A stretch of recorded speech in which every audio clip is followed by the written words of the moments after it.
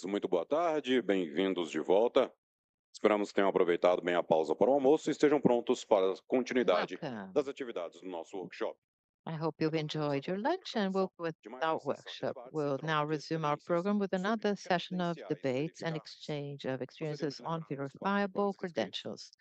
I'd like to remind you that you'll get a certificate of participation. Those who are online, please have your presence marked on your QR code. You will also receive your certificate of participation. We have the QR code on the screen. Now, this panel will address the topic issue requesting and presenting credentials, exploring practical aspects of using verifiable credentials. To make up this session, we'd like to invite Mr. Joseph Keenan.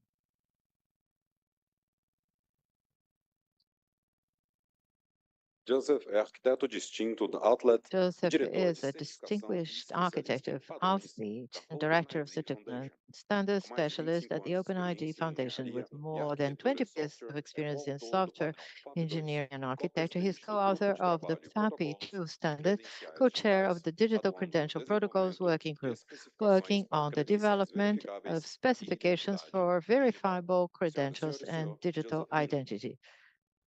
Ladies and gentlemen, Mr. Joseph Keenan. So I hope everyone enjoyed your lunch. Thank you for making it back on time. So I'm Joseph Heenan from. So I'm going to talk a bit about some of the protocols that we use to actually issue, request and present these credentials. So building on top of the presenters that went earlier. But first, a little bit about OpenID Foundation. So much like W3C, we're an open standards organization. All our standards are public. It's open to participate. It's free to participate in OpenID Foundation and help us actually develop these standards that have been built over the last 10 years, and we continue to build. And the OpenID standards have been deployed in an awful lot of places. It's so many that we can't count anymore. So, for example, when you use login with Google or anything like that, that's all using OpenID Connect, which was the first OpenID Foundation standard. We've got a whole bunch of board members, absolutely millions of applications that are built on top of our standards with billions of users, and we work with a whole bunch of governments, including Brazil and USA and Canada and a whole bunch of others as well. And OpenID Foundation has a whole bunch of different working groups that cover all kinds of different areas. So there's the Connect working group, which deals with that original OpenID Connect specification. There's the FAPI specification, which is a high security and interoperable version of OAuth, which is used in open finance. So for example, it's one of the protocols that powers the PIX payment system in Brazil. It's also used by a lot of open data ecosystems. There's the Shared Signals working group that produces a spec called the Shared Signals Framework. That deals with communicating events between authorization servers. So, for example, if you integrate with Apple Business Manager, then you have to support shared signals and send Apple revocation events when things happen to your users. There is the Digital Credentials Protocols working group, which is the one that actually deals with the issuance and presentation of VCs. So I'm one of the co-chairs of that working group. There's the iGov working group that deals with government and public sector identity, eKYC that deals with the identity verification and really doing that proper know your customer authentications. There's a Moderno working group that deals with network operators and some standards that specifically enable mobile networks. There's AuthZen, which is dealing with the authorization between components. So, for example, that can deal with the communication between your policy enforcement point and your policy decision point within your identity architecture in a standardized way so that you have less vendor lock-in. And then finally, there's a group called IPSI, which is very much focused on improving the security and interoperability of software as a service in the enterprise. So let's talk a bit about the verifiable credentials now. So we've already seen a lot of diagrams like this, so I'm not going to go into too much detail, but we have an issuer, the credential flows to a wallet, and then it's presented to a verifying party. There's all kinds of other things you need on this. I mean, this is an oversimplified diagram, so when you start to build it out, it gets a bit more complicated. You need to look at the protocols, transport, the trust framework, cryptography. There's a lot of complexity in here. But just for now, we're going to focus on the protocol layer. And we really need interoperability at the protocol layer, because we have this nice simple diagram that shows one issuer, wallet, one verifier. That's not how things work in reality. You have this messy thing where you've got multiple issuers, multiple wallets, multiple verifiers, and in some cases you're going to have thousands of verifiers. You can't scale these things manually. You can't manually test all these interconnections. So actually having interoperability at this level, just within a single ecosystem, is important. But when we think about actually, we need some of these credentials to work in cross-border use cases and get the technical interoperability there, it really gets quite involved. So this is the problem that the OpenID specs are trying to solve. So we have the OpenID for verifiable credential issuance that gets the credential from the issuer to the wallet, and then OpenID for verifiable presentations that deals with how the verifier requests a credential from the wallet and then returns it back to the verifier. And then sitting above those two, we have the high assurance interoperability profile, which takes the base specifications, which are quite flexible frameworks, and it's actually, the interoperability profile is very opinionated and makes some choices for you, so that hopefully all the ecosystems that deploy the same set of choices and follow the interoperability profile will have a better chance of interoperating together.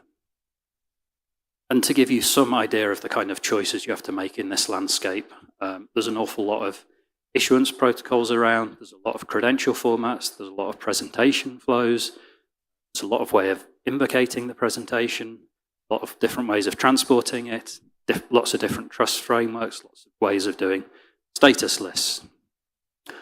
So the high assurance interoperability profile that makes these choices for you and recommends particular paths to try and guide everyone down a route that works. And it's particularly focused on the high assurance use cases. So that would be things like identity cards, passports, driving licenses. That doesn't mean you can't use it for lower value credentials as well. It just means it's suitable for use with those lower value credentials.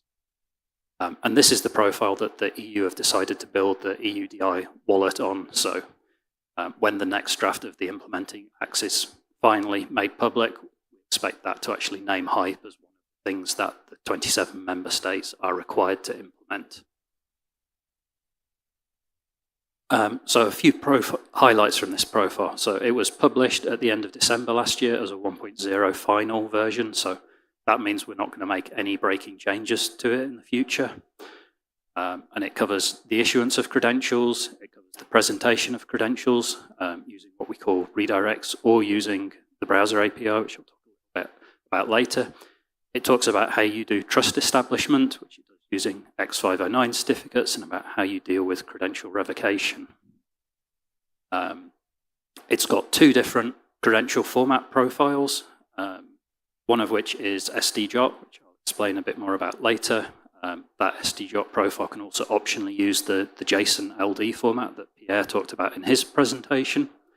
And it also supports ISO MDocs, which is one of the global standards coming out of ISO.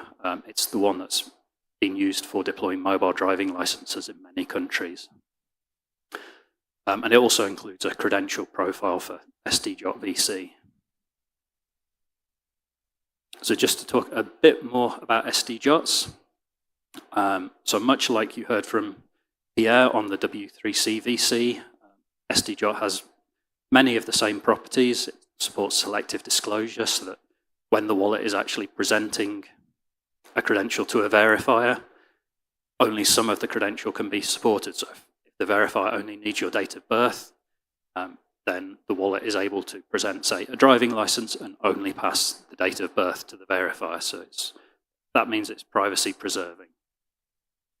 It has the same holder key binding so that when the wallet's presenting it, you know that it was actually the wallet that the credential was issued to. It's not some other verifier that this credential was presented to and is trying to replay it.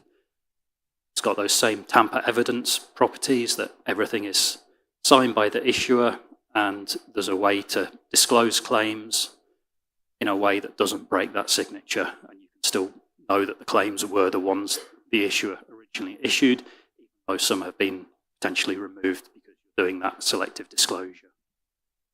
It's built on top of existing standards that are very familiar to people that have already worked on the web. In particular, it uses JSON and signed JOTs.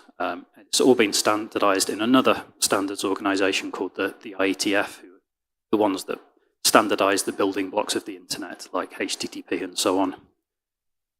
It's very developer friendly because it uses JSON a lot. Developers can reuse their existing JOT libraries and the tooling using to do things like OpenID Connect and other things on the web already. And it has lifecycle support, so doing revocation via status lists. This is getting a bit technical now, and I realize the text is also very small, but this is an example of essentially a credential in SDJOT format. So you can see on the left the kind of raw payload, which has got person's name, phone number, address, that kind of thing in it.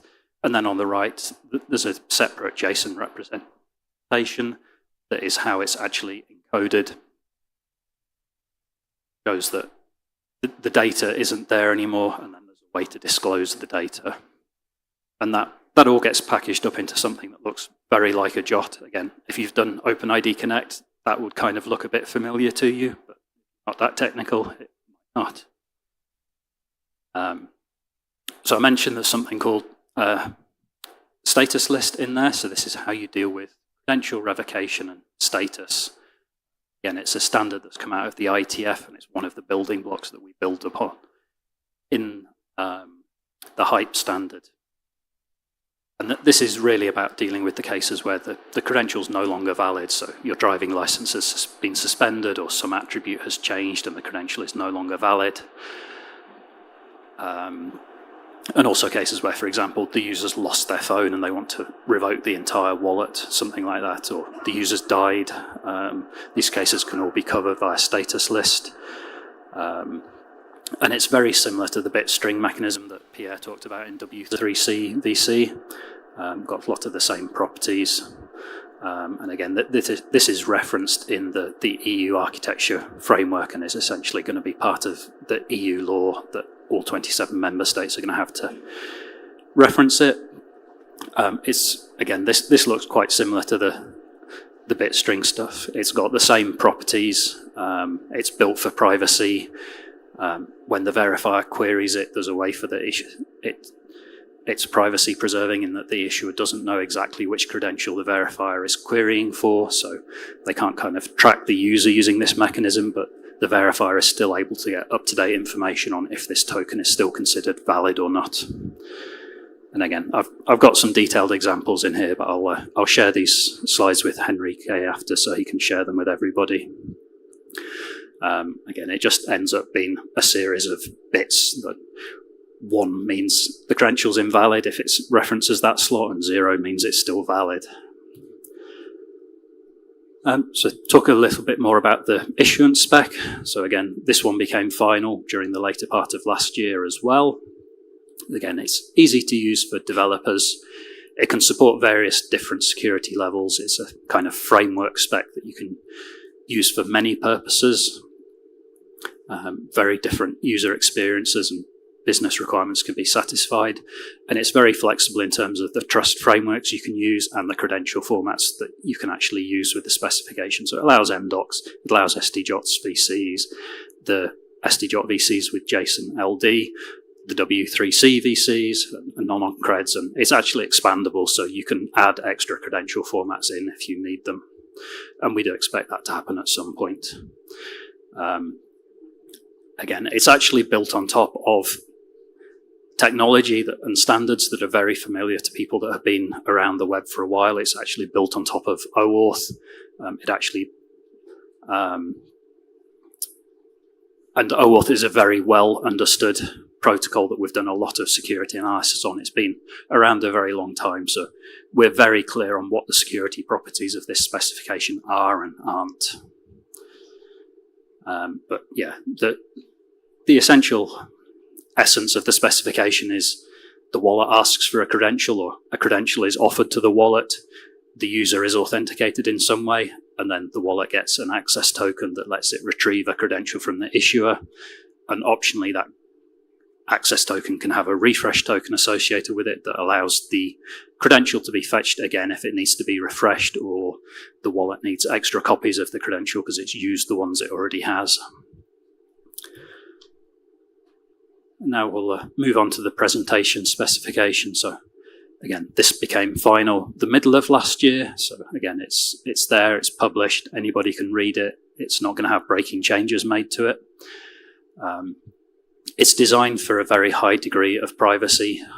In particular, it's architected such that a mobile app can be a wallet and doesn't need a back end to store and transmit the credentials. So that means a lot of things is isolated onto the user's device and they're not being tracked. And it kind of fulfills this decentralized idea that is the goal we're trying to get to. Again, it's a framework specification that supports different security levels.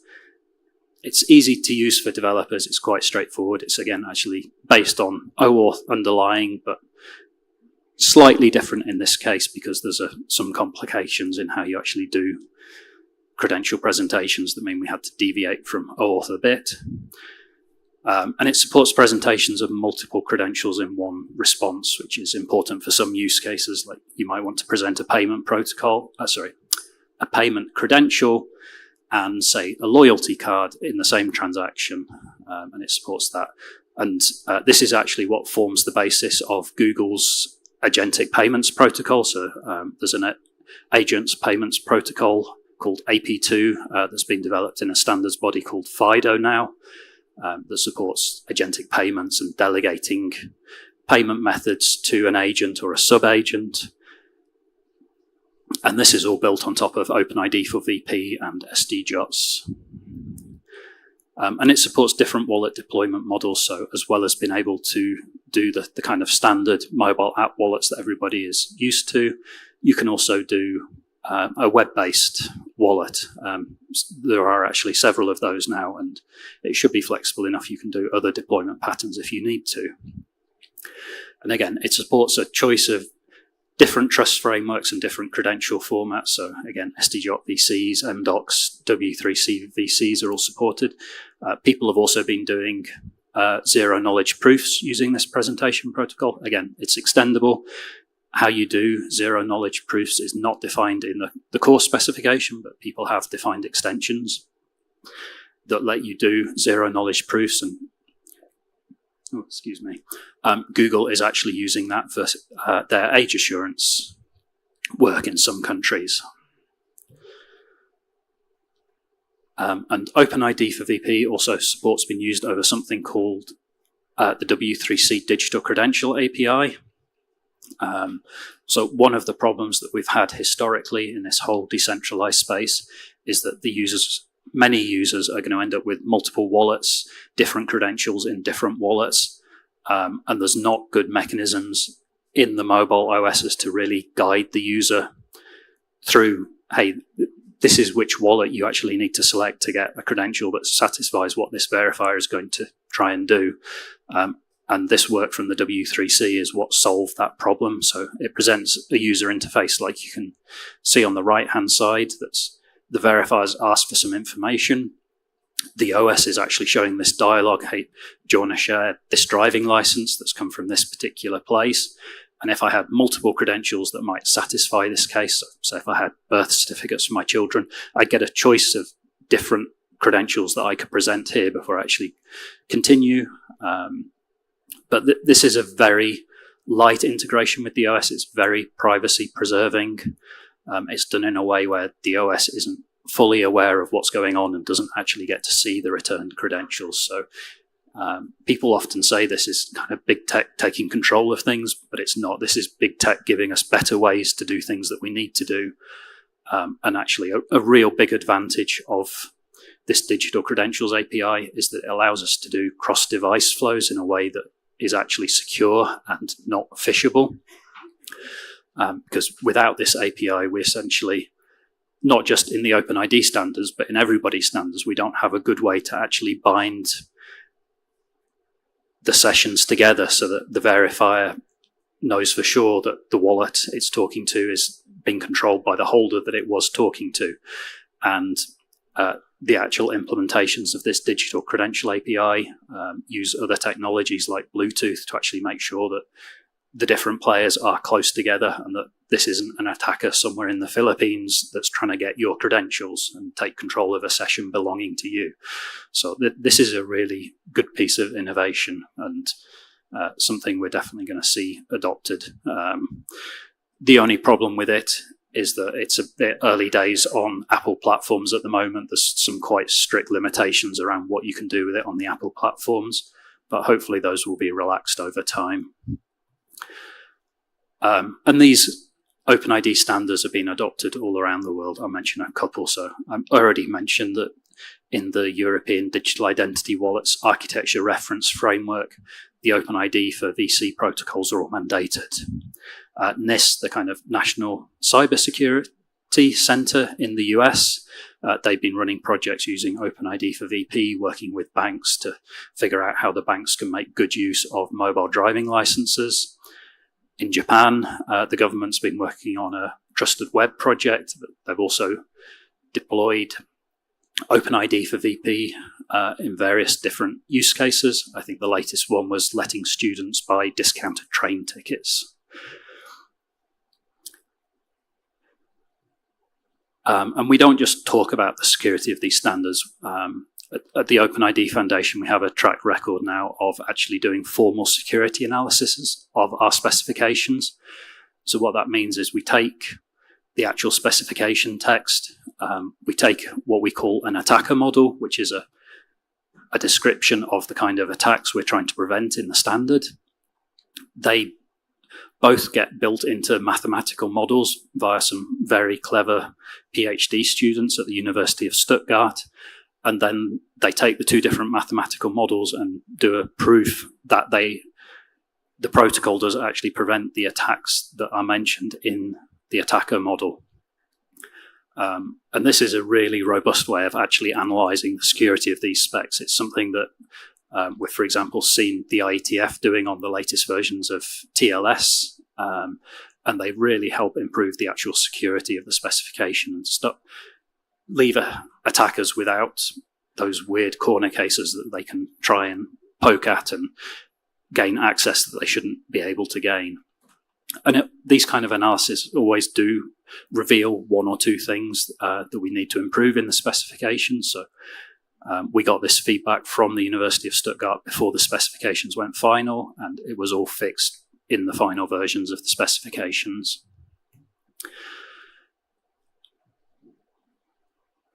So my other hat at OpenID Foundation is that I actually lead the certification team. So defining all these interoperable standards is a great thing, but what we've seen time and time again is when people actually deploy our standards, they quite often misread the spec, make a mistake in their implementation, don't implement bits that are said as that are listed as compulsory because they don't think they're important, or they miss that clause in the specification or something like that. So it's really important to actually check the conformance of these things. So we've run a certification program, and it's actually been mandated by various governments that participants in various ecosystems, before they can join the ecosystem, they have to pass the OpenID conformance test and actually get certified. A great example is Open Finance Brazil. If you want to fetch data from a bank within the Open Finance Brazil ecosystem, before you can join the ecosystem, you have to run the OpenID certification test to prove that you're doing FAPI correctly and that you have implemented the security properties of the protocol correctly, and have actually implemented it in a way that's interoperable as well. And this is how you get ecosystems to really scale and to scale quickly. You can't be in a situation like in Open Finance where for each of the 400 banks in Brazil that a third-party fintech might want to talk to, they have to do an individual integration and test and tweak for each bank's idiosyncrasies. You really just want to know that the fintech has implemented things correctly, the bank has implemented things correctly, they've both been certified, and then when you put them together, fingers crossed, they do just work. And that really helps scale ecosystems faster. So the actual way we do this conformance testing is we have a set of open source tests that are automated and exercise the protocol. They're just published on GitLab. Anybody can download them and run them. We have a free cloud installation that anybody can log into and test their implementation of any of the OpenID specs. And we develop these alongside the specifications. We work very closely with the people in the working groups that are actually developing the specifications, and get a lot of feedback from implementers. We get people in the working group that are implementing the specs and helping define them to actually test the tests. And we usually, via that process, find that some of the language in the specification is actually not as clear as it could be, and we use that feedback to improve the specification and just make things easier for everybody that has to implement it after that. And this is a really mature platform, as I say. We've been doing these certifications for over 10 years now, starting with OpenID Connect, but then the various versions of FAPI. And as I say, there's 6 or 12 governments now that have actually mandated that participants in their ecosystems have to go through these certification tests. So that the value has really been recognized by governments in that if they want these open data ecosystems to scale and be interoperable and secure, they need to mandate the use of these kinds of certifications. And we also do a lot of what we call interop events, which is where we get all the implementers together and the people that implemented the test suites and try all the different implementations against each other and against the test suites. And again, the idea is to iron out problems in the implementations, in the specifications, in the tests, and to really get things into a solid state where these are protocols that people can rely on, they can implement them, and they can know they can work. And we continue to maintain these tests as well. It's not just we launch a certification program and a specification and we're done. As these specifications get deployed, we quite often find new ways people might try and attack them, or new innovative ways that people might try and implement the specification. And we can add extra tests to catch those kind of cases and make sure that we maintain the level of interoperability that we're really aiming for. And this is part of actually how the OpenID Foundation funds its work as well. We do have a low cost fee for these certifications when you actually want to publish on our website. So you can run all these tests for free. It's open source. You can download it and you can integrate it into your continuous integration pipelines for your developers so that they're always being checked for every change. But yeah, we want people using these tools, but it is a bonus if they come back and actually pay the fee and get listed as certified on our website. And that gives them the rights to use an OpenID certified logo, which vendors of products find useful when they're actually trying to sell their products and compete with other people, actually knowing that the standards body has certified your implementation is an advantage over your competitors potentially. And we do see banks and so on actually putting into their request for proposals that, yeah, the product that you supply to us under this contract, it needs to be certified. We're not interested otherwise. And again, I appreciate this is going to be a little bit small, but this video just quickly shows you how you can run the certification suite. And I do this because people never believe me that, oh yeah, you can test a mobile wallet. I don't know why people don't believe that, but it's a thing. So on the left-hand side of this screen, this is a web browser that's showing the certification tool from the OpenID Foundation. It's got a configuration form and so on we're going to fill in. And then on the right-hand side, you're seeing a screen share from an Android device, which has a wallet installed on it that we're going to test. So there's various different configuration options here that you can pick, and you need to fill in some details about which credential is going to be tested and give a key that the wallet expects you to authenticate with it. You create a test plan. You get these lists of tests. You run a test. There's a QR code pops up. I scan that in my wallet on the right-hand side. Things process. I say I want to share the credential with the test suite. And then if we watch on the left-hand side, we'll see the test go from waiting to finished and passed. And that's how quickly you can kind of do this self-certification. So it's a lightweight process. It's very quick. And you just complete this process for various different tests that test different happy flows, test that if the request should have been rejected, it does actually get rejected, and things like that. And for the hype specification, we're actually on the border of launching these certifications. We've been doing a lot of testing recently, just polishing the tests, and within the next week or two, we'll actually launch this so that people can be listed on our website as OpenID certified for the verifiable credential issuance spec or the verifiable presentation spec when combined with the high assurance interoperability profile. And we're also working with the European Commission because as part of the rollout of the EU wallets, each wallet is actually going to need to go through a conformance process that covers not just what I've shown here, but other security properties of the wallet, like is it actually storing keys securely? Is it asking for user consent in the right way, and so on, all need to be checked before the wallet is meant to go live. So we're working with the European Commission to make sure that our test suites can be used as part of that wider certification for the wallet.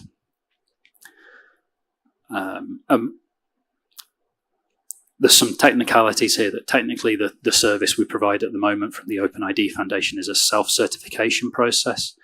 So that means if I'm implementing a wallet, I actually do all this testing myself. I don't pay an expensive third party to actually try and test my wallet and have to pay people. No, this is my developers going and testing my own wallet using an automated service. It's, as I say, a really quite lightweight, and if you compare it to some of the audit processes people might have gone through, like PCI, it's a very different beast. This is a very technical, very automated certification. And we have strategic partners with a lot of ecosystems, like I mentioned, Open Finance in Brazil and so on, that give participants of that ecosystem access to special pricing for the certifications, just to keep it affordable for everyone. The one problem with this model is that, as I mentioned, in Europe, there's this need for the wallets to actually be fully assessed by a third party. They call them conformance assessment bodies in the EU. So those entities need to be able to run the OpenID tests and essentially issue an OpenID certification for that third-party wallet. So we are in the process of expanding our program so that it has this kind of third-party testing option where we have approved third parties that are known to be competent at running the OpenID Foundation tests and can even spin up their own instances, and we audit them, make sure that they are doing what they should be when they're actually testing, and everything else. And as I say, this is a mechanism to really help things scale, because it means that each ecosystem can then have its own local partner that deals with a lot of the certification, which, as you can appreciate with the many different languages spoken around the world and so on, having a local partner that's helping people through this process is a big advantage. And I've pretty much covered everything I need to cover now. My final thing would be that OpenID Foundation is, for the first time ever, planning to have a conference next year in London. So we're going to be at the start of February. We're going to get people from our working groups together. We're going to get people from the ecosystems that have already adopted OpenID specs. We're going to get the implementers there. We're going to get people that are thinking about adopting OpenID specs or want to know more about them there. So this is looking like it will be a really good event with a lot of content, both for technical and non-technical people. If you're interested to learning more, do scan that QR code and put in your email address, and then you'll get an email when some of the extra details are announced. But yeah, that's all I have. So I believe I have a few minutes at least for questions now.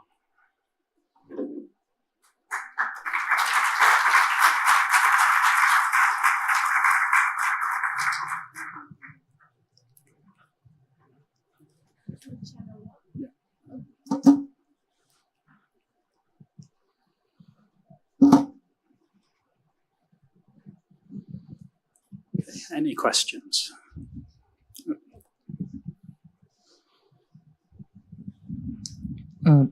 Em português, né? Isso.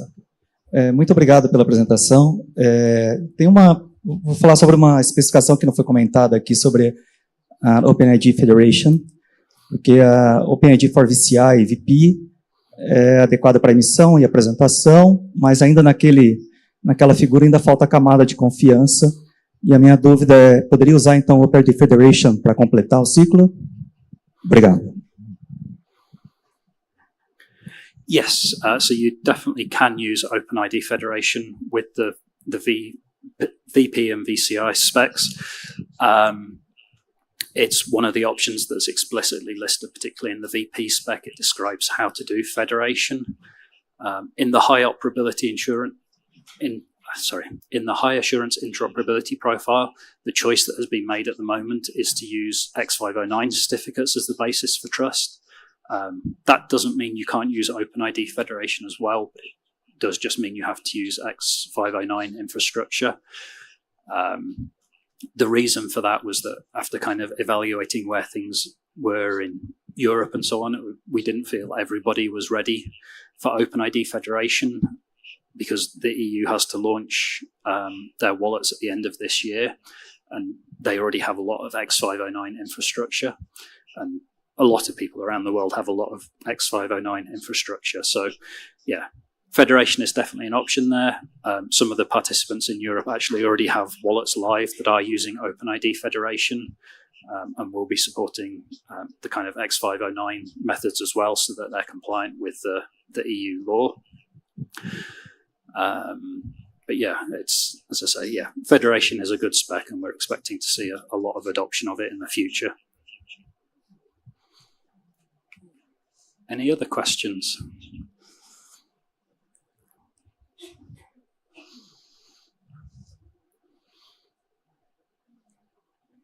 No, I think we might be good. So thank you very much, everyone.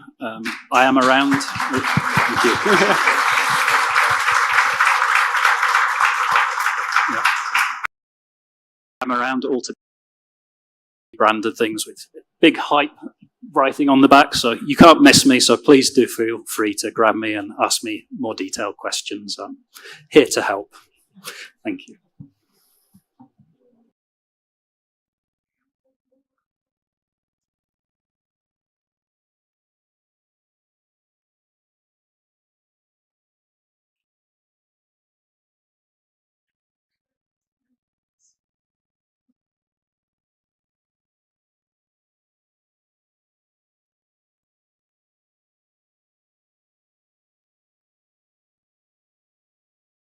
Once again, we would like to thank Mr. Joseph Heenan. Now we'll take the official photo.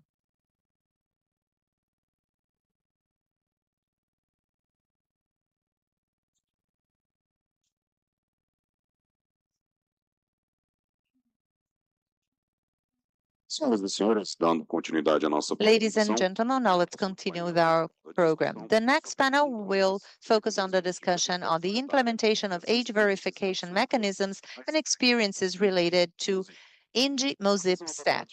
The session will address different perspectives on the application of these technologies and their implementation challenges. To moderate this session, we invite Mr. Anand Varada, technical architect at the Center for Open Social Services, COS. He has experience in digital public infrastructure in India, Morocco, and Brazil. He works in the implementation of verifiable credential ecosystems aimed at the areas of education, training, and public services.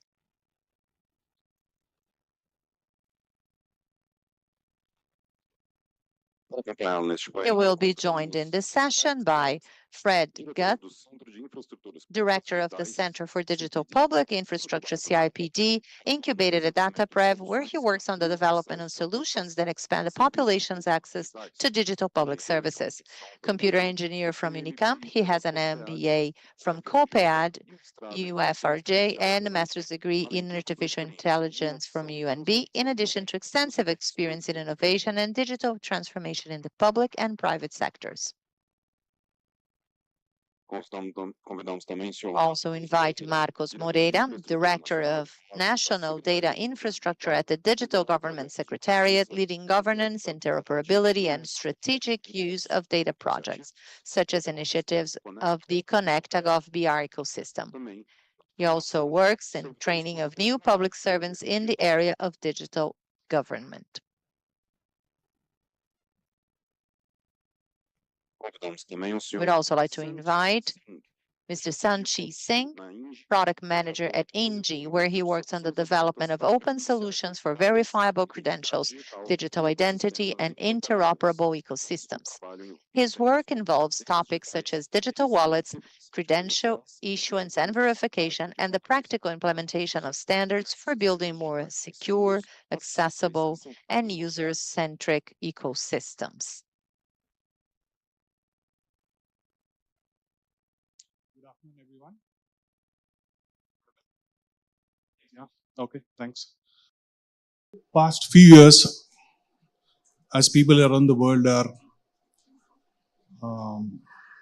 have become more and more online, right? And there is a new challenge which has emerged over the years, right? How do we protect our most vulnerable, right? Especially our children, the minors, who can't take decision of whether they can access all the online digital things safely for them, right?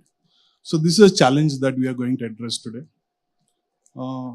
This is no longer a concern just for the parents at the home, right, or at the family. It has now become regulations and policies and laws for the government, regulators, and even the digital platforms themselves, right? Today, we will look at how these challenges are addressed in Brazil. That's a topic of our discussion. We have stakeholders from all the three stakeholders from the ecosystem, government, the implementation, and the technology platforms here in this. I'm joined by Marcos from the Secretariat of Digital Government. I have Fred Guth from the implementation from DataPrev.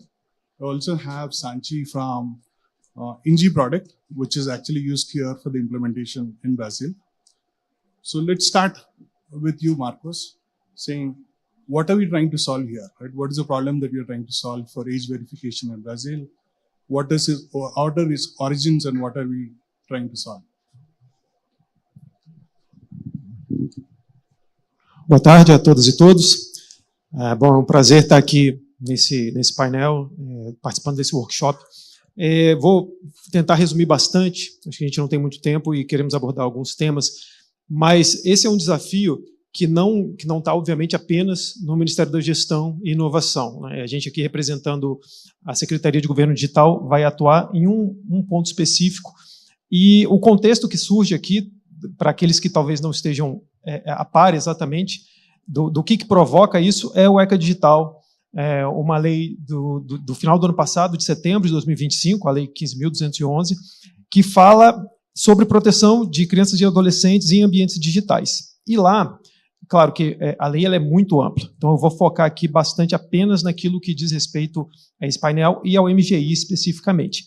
No artigo 11, é dito que o poder público poderá atuar como regulador, certificador ou promotor de soluções técnicas de verificação de idade. E é aqui que a gente entra.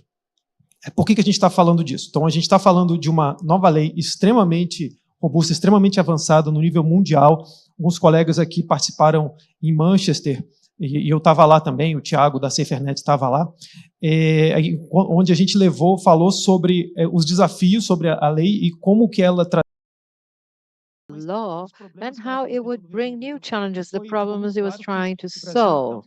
And it was very clear that Brazil is very advanced in this topic, both in terms of implementation and with the basis that we have to actually make this implementation. This is why we want to solve this issue to protect children and adolescents online from this digital ECA law and this decree of March this year on Article 28.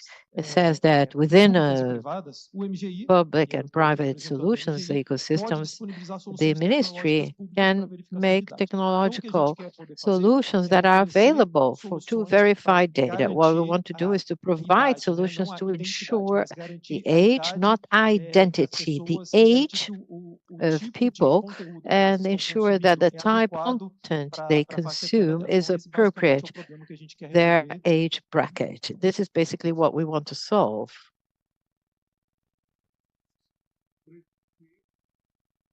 So now we know what the problem we are trying to solve, right? So why choose verifiable credentials for this and why ING?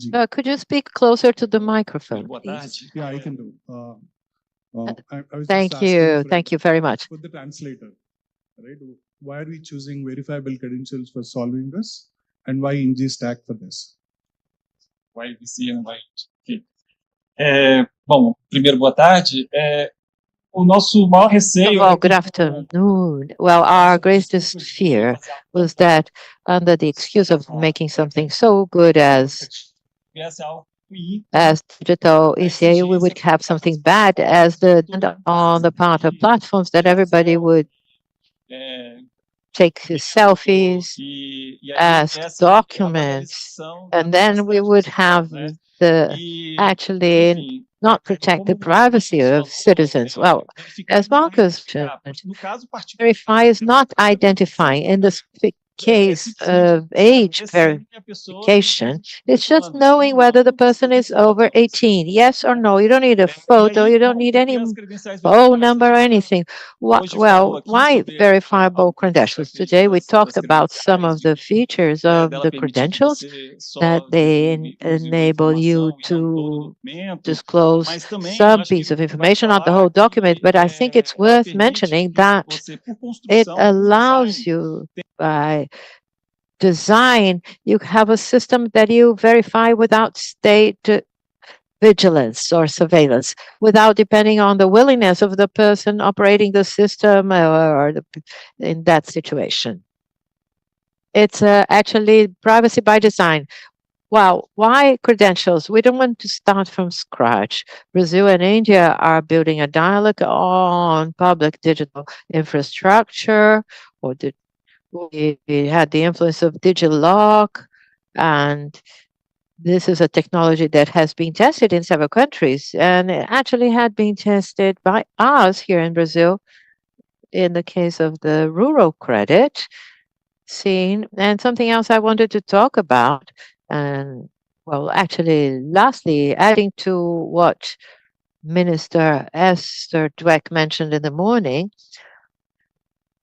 well, there is a much greater ambition behind what we're doing here. Well, we think about PIX.gov.br, single registry, these examples of digital public infrastructures, the state, the civil society, private initiative provide this more efficiently with more social inclusion. We want to add verifiable credentials in such important list and create an infrastructure of personal data sharing in consent that we call, it's a document PIX, people are calling it. The age verification is a road, is a showcase. The goal is actually to build a digital array for verifiable credentials. So most of the people here would have heard about ING, but I don't think they are familiar with it, right? So can you introduce ING to the audience and tell about yourself there? Okay, sure. Thank you, Anand, for the question. Good morning, everyone. I hope everyone was having a great session since morning. because this whole session is about verifiable credentials, and we have been speaking a lot in terms of what verifiable credentials are, different standards that are important for verifiable credentials to work in real life, and how Brazil is implementing age verification as one of the use cases. So now to talk about what INGI is. So INGI originally is a open source technology solution which covers verifiable credentials end-to-end life cycle. It's more like an ecosystem that we started building. We initially started only with a wallet implementation. We were working with W3C OpenID standards from, I think, last 3 to 4 years. Now we started growing more into issuer and verifier sector, that how issuance is very important, how a verification of a credential is very important. Now, when we talk about INGI, so INGI is nothing but it's an open source solution. It's a digital public good coming from MOSIP, because MOSIP has been into system working on digital identities across some 20 plus countries in Africa, Asian regions. So with that experience, we thought, okay, if you're implementing digital identities, we are giving IDs to people and letting them know that why an identity is important, what's the usage of that identity, how you can get the service out of it, because that's the important part. So that's how INGI originated, and now it's focusing across all the sectors, because verifiable credentials are not just about identities we know. It's about every use case possible in different sectors. You can talk about medical. Age verification is the important use case that we are speaking today, that proving a person's age in today's digital world is very important. And what we see with INGI and what we want, that age verification is one of the use cases that Brazil is implementing. Rural credit was something that is already into implementation, and it's growing and it's improving day by day. And it will be many more use cases with INGI that we'll be looking in Brazil. And the importance is that it's built on all open standards. I think since morning we have been listening about standard W3C, data model 2.0, 1.1, data integrity, ECDSA, cryptographic suits, scores, JOS signing. I think that is everything that we are focusing on and implementing to make sure that any country adopting INGI as an open source platform, it's not just a product, it's their own solution. They can own it because it is built on open standards. They can adopt it, they can customize it, and they can use it for their citizens, for their good. So I think that's the idea with which INGI comes in, and that's where age verification is something that we are looking to build along with the platform. Sanchi, you spoke about age tokens briefly. Yeah. Just to touch upon that. How do verifiable credentials solve the privacy issue, especially in the case of age tokens and age verification? Yeah, I think that's a great question in terms of age verification use case, what we are talking about. And I remember the day when we started thinking that if we have to implement a use case like this for a larger population, what's very important. So obviously the privacy preserving angle comes with standards, which is like SD chart. We are talking about selective closing one attribute of a person's identity instead of sharing the full data. And here, instead of sharing a full verifiable credentials or just my date of birth or just an attribute, we thought about why not use an age token. So now the thinking and the thought process that went behind solutioning this is obviously everything is around verifiable credential. It's just we thought that to prove the verifiers or the relying party, where I have to prove that, hey, I am 18, please let me avail this service. Let me enter a particular application. I'm eligible to access this website.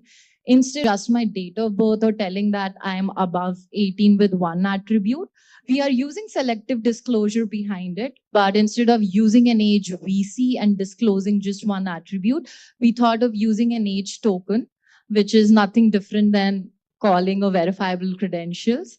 So the issuance eventually happens from the issuer here in this case, which is our gov.mgi department. and where people are able to store this age token in their gov.br wallet. These age tokens are not long-lived, just to make sure that they are not misused.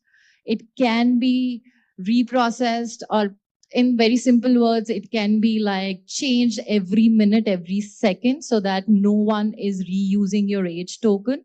And as soon as this age token is used in a verifier or a relying party's website in a digital transaction to avail certain services, that's where the life of that age token ends, so that no one can reuse it and I'll be able to avail the services. So basically, that's just something very easy for an end user like me, so that I don't have to wait for a whole process, upload a document, or get something and wait for something to come, wait for 10 days or for an email to come. So that's how it solves a user experience problem as well for the people.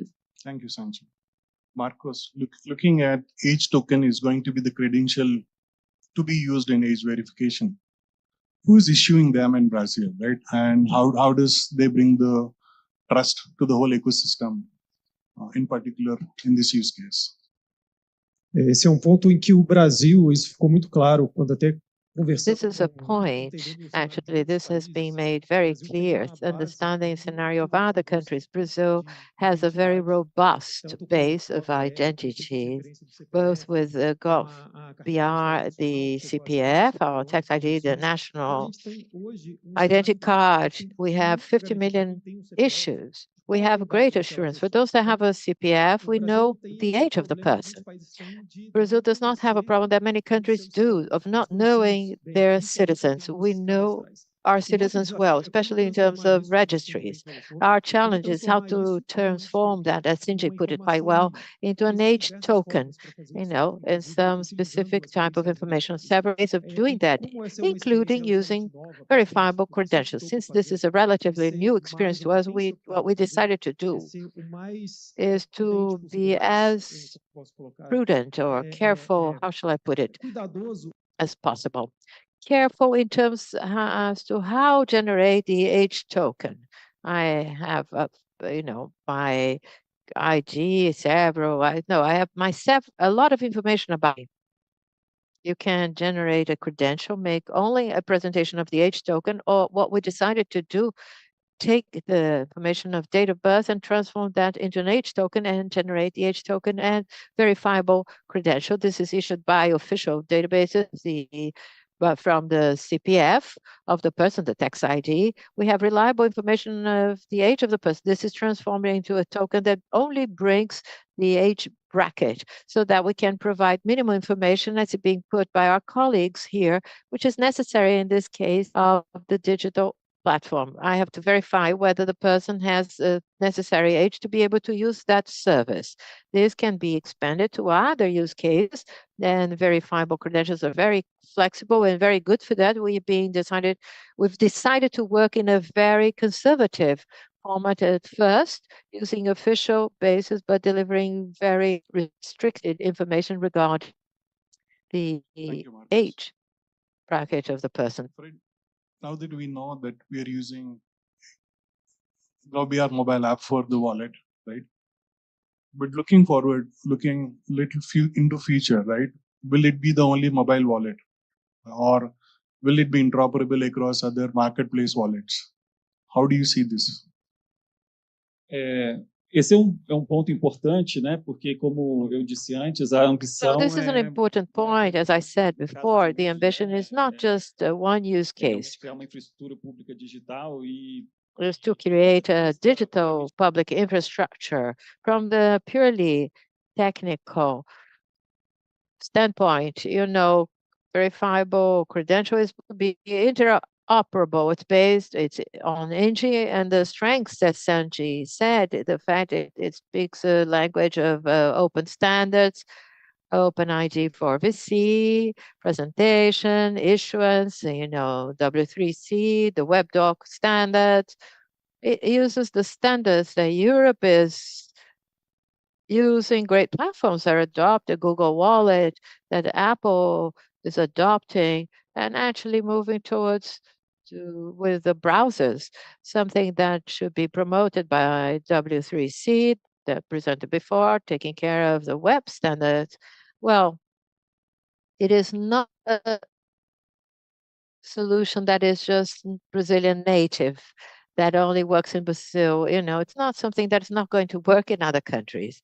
To illustrate what we mean by this, to exemplify how important this is in the process of age verification development process, we used our own portfolio, but at the end of the day, the portfolio used within GovBR was by another team that developed in another language, and everything worked because it's actually speaking the same language, developed by Serpro. This opens up space for us in the future to have private portfolios that use the public issuer and then stores not only the age credential, but as others, as we expect that the government will issue and citizens will use. It is obvious that there are some issues or questions that have been repeatedly mentioned here today. It's not just a technological issue. There's a whole social aspect. There are open questions there.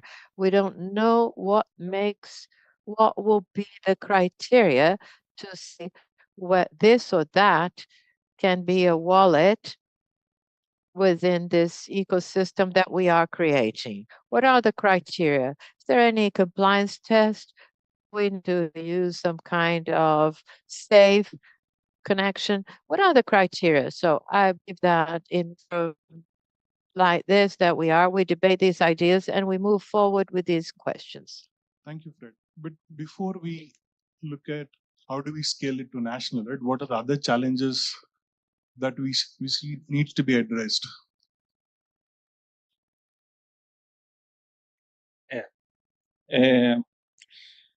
O principal desafio. The main challenge is adoption. We need to say that this is a model that preserves the privacies of citizens by design, protects their privacy. But of course, there are consequences to this decision. You cannot avoid surveillance as much as possible and have verification and centralized, or to ask the state to do a centralized verification. We do need to use decentralized verification systems. We need platforms to take over this responsibility. They should take the lead on that.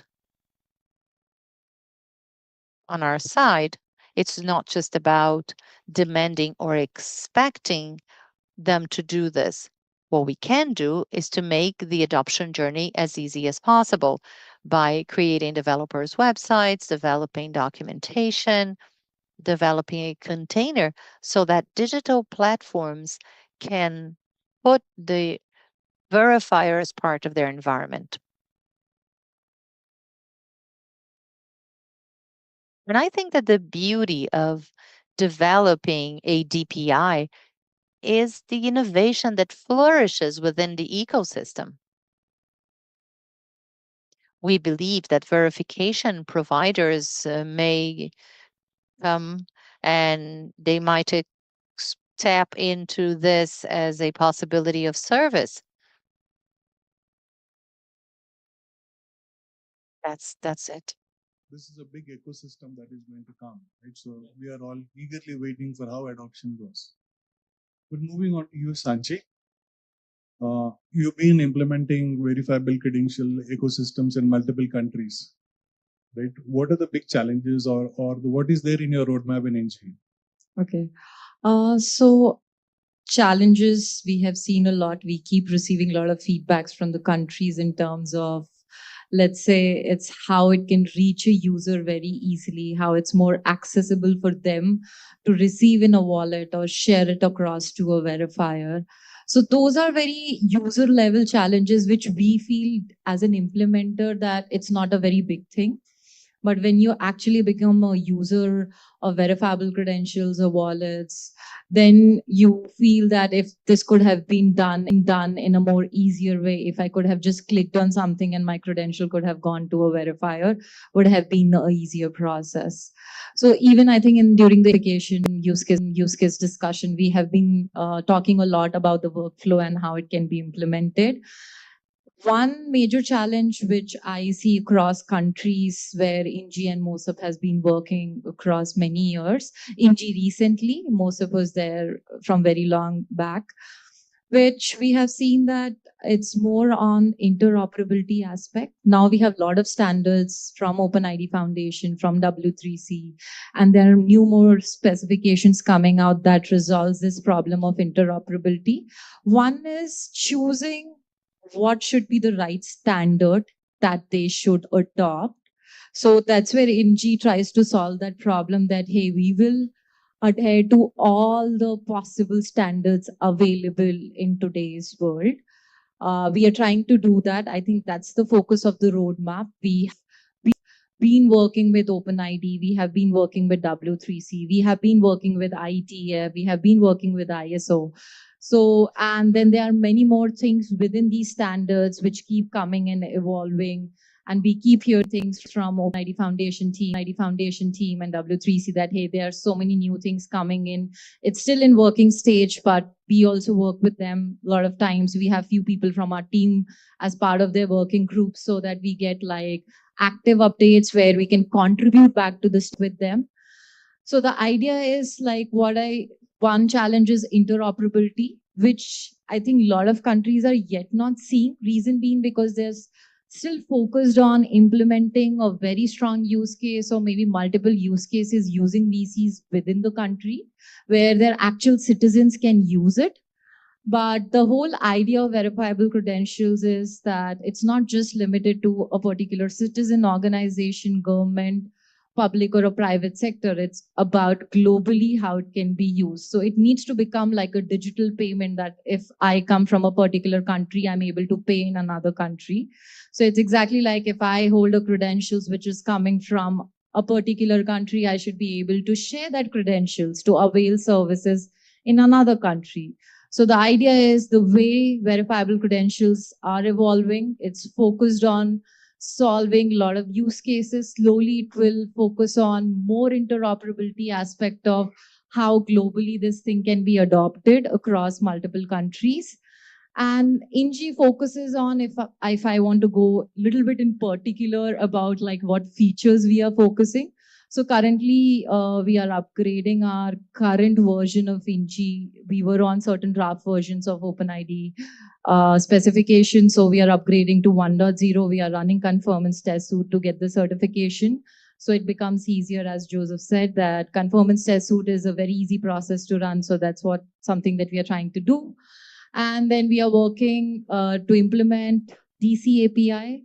There is a new specification called Open Badges. So we are looking through that specification also, which is very associated to like your training programs, your workshops where we receive certificates. So that specification is trying to solve that problem. So we have open badges, we have revocation of MDoc because it comes from a different ISO specification. So I think we do issuance and storing of MDoc, but revocation is something that we are planning on doing it. So there are many more specifications that are in line for us to be implemented this year. There are certain things which are already available. That's the idea that we started with age verification.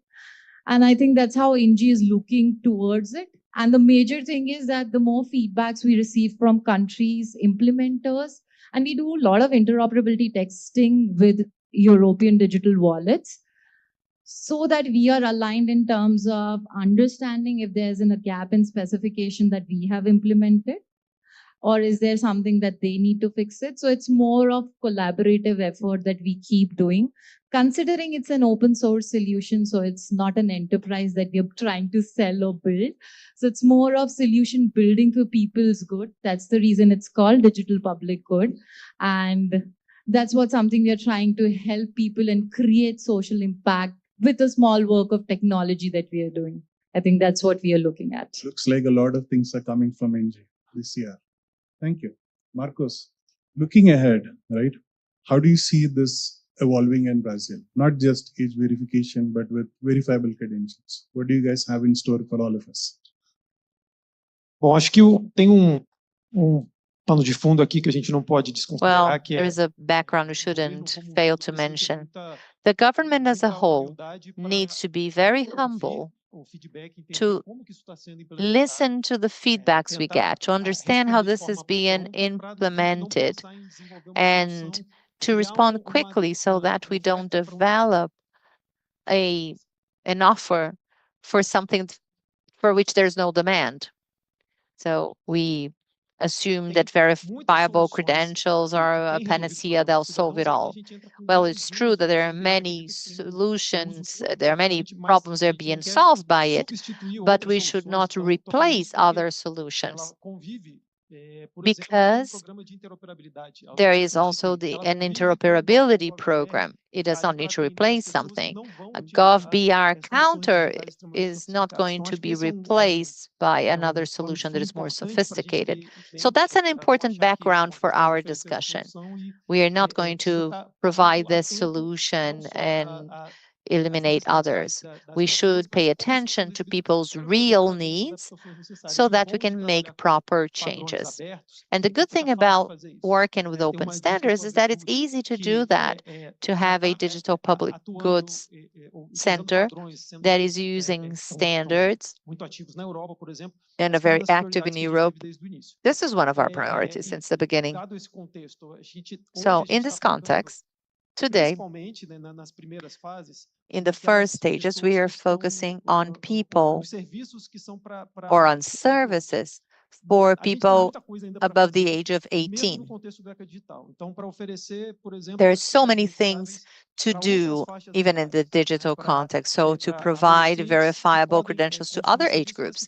For adolescents, for example, whose age range from 14 to 18, who can use some services, but they're underage. So the solution allows us to do that.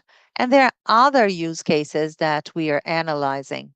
So we don't expect to have a solution that is under the monopoly of the government. We want the government to be a platform, but generate those credentials that can be used by other players as well. Sandy mentioned something that is very dear to us, and that was a criteria for us to choose a solution for verifiable credentials, since there are many of them. One of the criteria that we looked into was interoperability with other countries. We see several countries in the Americas, in Europe, in Africa, in India to use that. So that's a very important point for us, interoperability. We want to help not just Brazilians in Brazil, but Brazilians abroad or foreigners who want to consume our services in Brazil. So we want to go beyond some age groups in age verification and verifiable credentials that are not so strict as an age token, because for some case uses, we might offer more data depending on the citizen's consent and maybe use that by other platforms. So we are carefully analyzing that. And there are other cases that are also being developed in education, in health care, but it doesn't make sense to talk too much about that today. But what's important to say, and Germana is going to talk about that in the next panel, it's important to have a flexible, scalable solution. This is our priority, to think of solutions that will be good not just for data verification, but for other case uses as we look into new possibilities of offering services to people. Seems like we have a lot in store. We'll go one step at a time. Thank you. We probably have time for probably taking one or two questions from the audience, if you have any.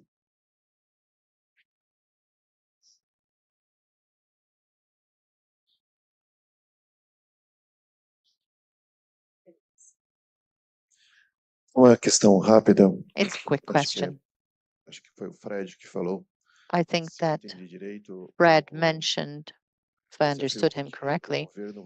You said that the government is going to issue credentials but not verification. Will verification will be part of a distributed system. It probably will be provided by non-governmental agencies to provide verification. Is this also true when the government itself needs to verify credentials in services that are provided by the government? Will the government also use verification systems provided by the private market, or can the government be an issuer and a verifier? It depends on the use case. When we talk specifically about age verification, that's a case use case that if the government would issue been responsible for the wallet and for the verification, then we would run the risk of having or believing that there is some sort of surveillance on citizens' behaviors. But there are other cases when the government will be the verifier. So it will be a case-by-case analysis. Good afternoon. I have a question to Marcus. You talked about the issuance of this credential, but I didn't understand how that will be presented to avoid reuse. So if you receive maybe a credential by somebody else and present it on behalf of someone, how is the presentation part of it? Well, maybe that will move to a more technical aspect, and maybe others can help me here in the answer. But the credential should be issued, at least at first, within the wallet after the authentication of that person. So it's device bound. It is included in that device to be used specifically in the app. So it's also in a secure location in the app, regardless of the wallet, so that people can present it in the presentation systems. So if anyone would like to present their credentials on behalf of somebody else, they could. So at least at first, we are not thinking about adding a layer to verify just beyond the pass key. I'm sure there will be a pass key, but the point is the age verification token, for example, is in the app that was validated. So it is connected to that CPF, that citizen's ID. So also the device of that person, the device of the holder of that ID. Yes, you answered that very well. But what I would add to your answer is that in the verification stage, we also verify that the person who's presenting that credential is indeed the person to whom the credential was issued, to make sure that the credential is not being impersonated by someone else. That's all the time we have. I think we have run over. Olá, pessoal, tudo bem? Bom, só complementando ali, Hello. hoje o GovBR I'd just like to add something. GovBR already have mechanisms when we have authentication without a password using QR code. The GovBR makes sure that the person who is operating the device is the citizen himself or herself. So verifiable credentials are not a silver bullet. It requires other layers to provide its worth. It is an authenticated data, and that's its worth. Because today we have data that might come from anywhere. We don't trust it. People could impersonate us. But by using verifiable credentials, we could have an authenticated data for that purpose. I have one question related to that. We talked a lot about technical interoperability, but in practice, we see, for example, the age of people underage, the definition of underage or above age. So they're using, are you an underage person, yes or no? So some companies are using ZKP that is specific, that will operate with everything. but the semantic interoperability, are you analyzing that? Because we are going to operate with other countries. But if you say that people is not underage, maybe in the United States is one feature, in India something else. So what about the semantics of that? Are we going to use AI because it will be too expensive? Or are we going to check the standards, the data standards or metadata, so that we operate not just on the technical layer, but also on the data layer to make it happen? An European person proving he is above age in Brazil and vice versa, the same for India. So I wonder about the data semantics, not just the technical aspects. I would like to start, and let's see if Sanchi would like to add. So the data specifically for age is not going to be the same across different countries. Each country will have what it means to have access to, let's say, buying alcohol, or when can you vote, right? It's different from country to country. So that's why even our standards and specification doesn't specifically talk about the data specification. Model gives you the flexibility for the implementation to choose what would be this particular age range for a given country. So that's where the countries will look at. Right? You're talking about interoperability across countries, then obviously there will be a definition of this data in the schema where the other party can actually read and say what does it mean to be an adult in that country, right? Is it at 18, or can he vote after 18 or 21 is defined by that country? So there are ways to do it. There's technical ways to solve that problem, but it is governed by the law of the land. I hope I answered your question. Yeah, thanks. Thank you. I think that's the time we have. Thank you for all the valuable insights from all my panelists. Thank you for today. I hope you enjoy the rest of the event. Yes.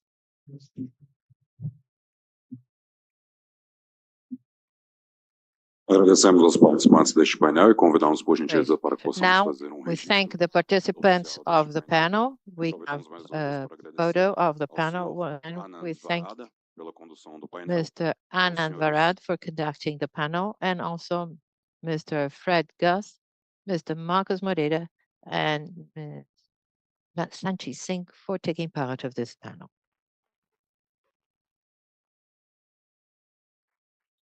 Once again, we thank you all very much. We're going to have a 15-minute break.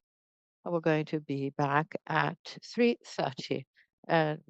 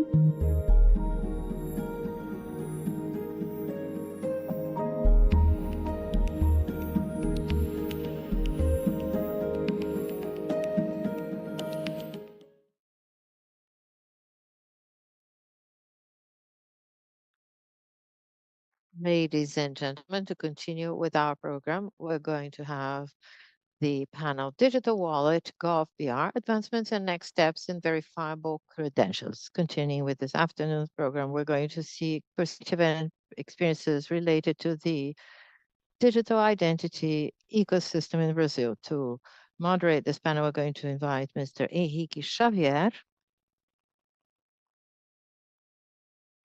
followed by Ms. Germana Gladys, Information Technology Analyst ATI at the Ministry of Management and Innovation in Public Services with 8 years of experience in digital government, digital transformation of public services, digital identity and innovation. She currently is the General Coordinator of Digital Identity Platforms at the Secretariat of Digital Government, where she leads the evolution of the digital identity ecosystem gov.br. We also invite Mr. Guilherme Funchal, responsible for Cyprus Access and Digital Identity Division, where he leads projects related to blockchain and decentralized identity, with extensive experience in developing solutions for the public sector.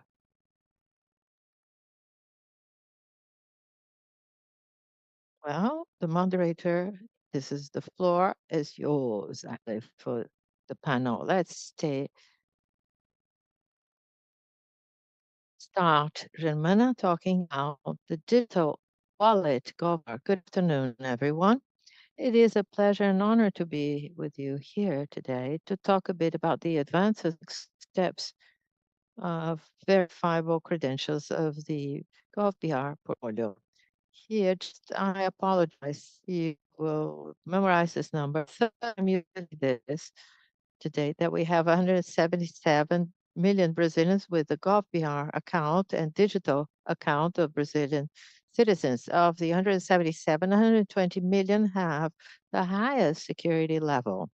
Just to give you an overview, we have silver and gold accounts obtained via biometric verification using digital certificate or via one of the 17 accredited banks on the platform. I should highlight that document portfolio is only accessible via one of those media. The GovBR app that is part of the GovBR account ecosystem. We have 80 million devices that have installed. Each account can only have one device connected. So we have over 80 million Brazilians with the app installed. We have 42 million monthly accesses to the app, and our portfolio has over 55 million digital documents. It is important to mention that we've moved forward quite a lot. Digital documents make the life of citizens easier. They don't need to go somewhere to access public services. They can use a digital service to share their identification services. And also, this model has some challenges.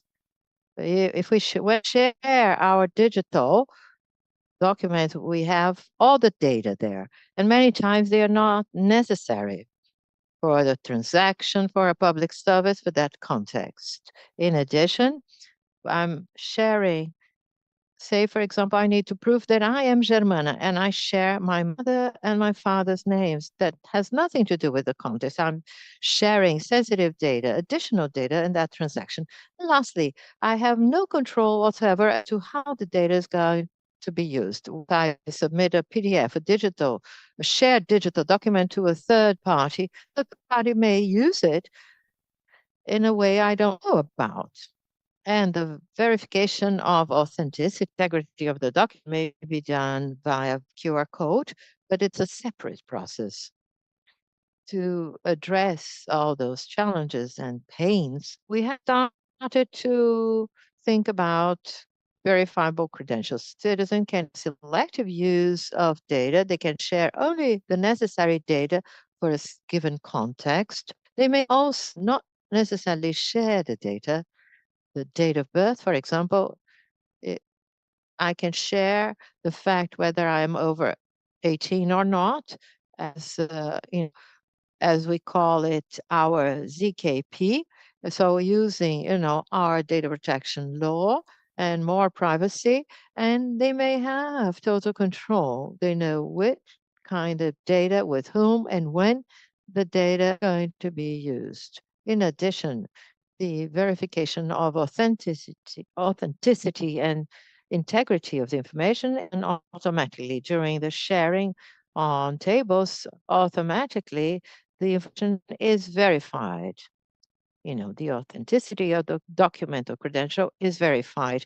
I also want to share with you, with these pains we started in 2024, we're thinking about the use of verifiable credentials on the platform of GovBR. We started in a partnership with Serpro and CPQD since 2024, and Serpro is our provider of the GovBR platform. We started developing what we today address as a use case that is very specific: access to some restricted areas, identify citizens in a safe way. So to restricted areas of airports, universities, use cases in this sense. So we have a a foundational credential, which is the credential GovBR. And from it, the idea is that it should be broad, a stronger credential to issue other credentials that we call derivative credential. They may be or derived credential. There can be several use cases. We evolve the wallet.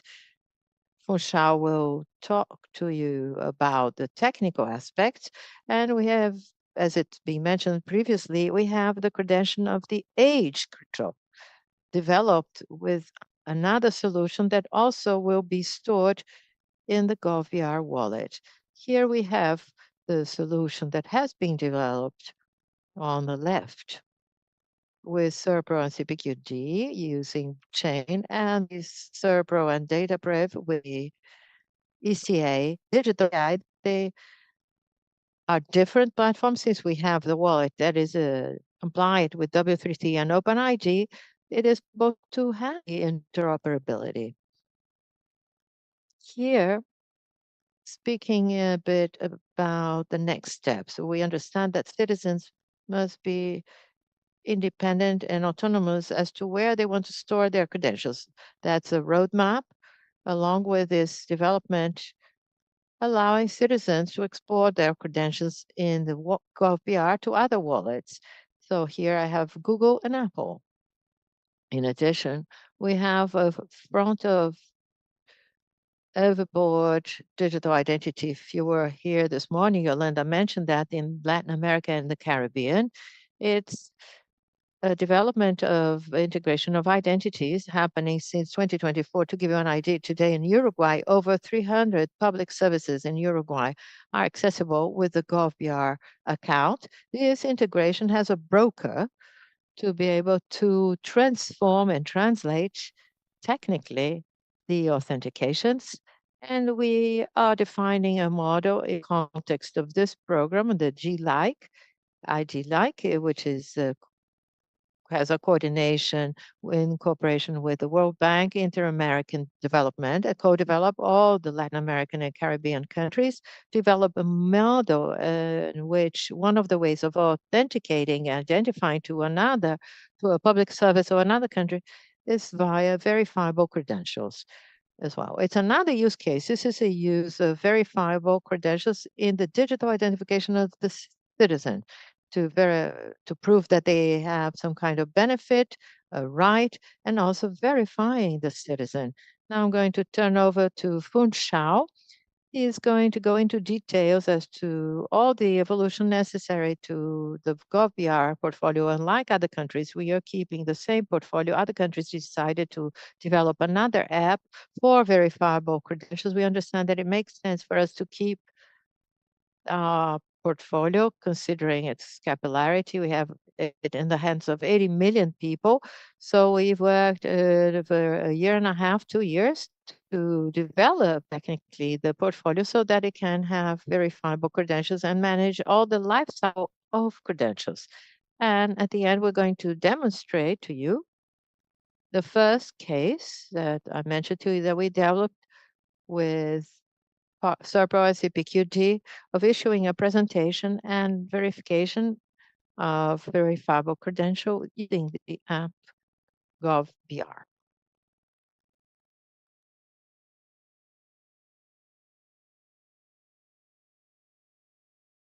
My name is Guilherme Funchal. I'm been a Serpro analyst since 2004. I've studied the topic of identity since 2019. I represent the work of at least 9 people at Serpro on our side to build an identity solution to be used within GovBR.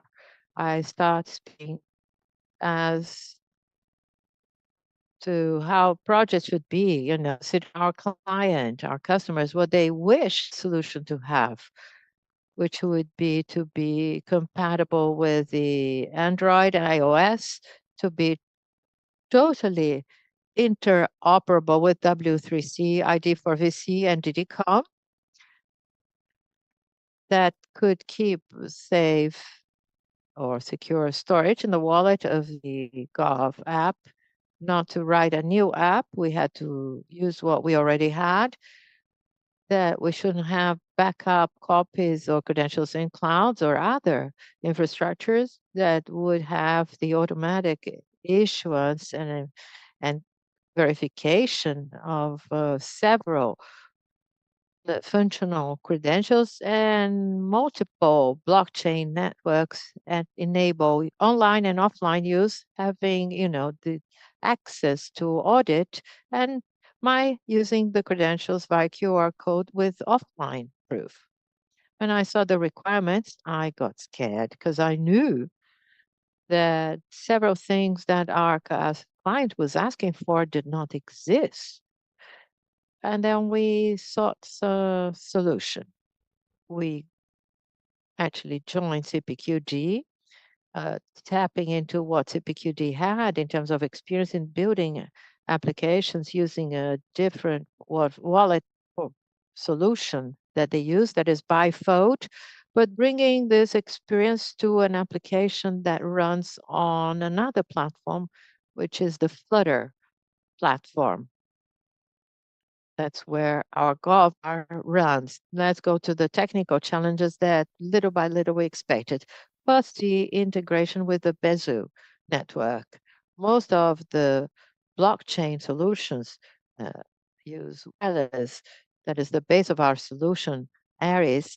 They use it as it's a community solution that the years was little by little um, phased out, and most people use building on AVM networks. At the time, we had the boom of the Drex project, also using the app on Bezu. Since we already have a Bezu app, which was Drex, why not build another one of identity that could also tap into the same infrastructure? So we decided to use Bezu. And we had the part of agents, we had no agents that would run for the Bezo network. The agents we found for mobile devices, Kotlin, and another one. And they were developed for the NG network. We had to do all the development of the agents for the Bezo platform. That was a great challenge. It didn't exist. We found 2 frameworks, one from another country. And we ended up using a version of the Aries community that developed both platforms, both the Kotlin for Android and the Swift platform for iOS. To make the integration with Kapai, Kapai is the Kapai is the Aries client solution. It was on Python, so CPQD had done it to have the integration with Bezo. Serpro developed a plugin to make it easy to integrate with our infrastructure and then be able to return to the community. All the Gov integration, the part of integration of the wallet, we had an app already running on Flutter.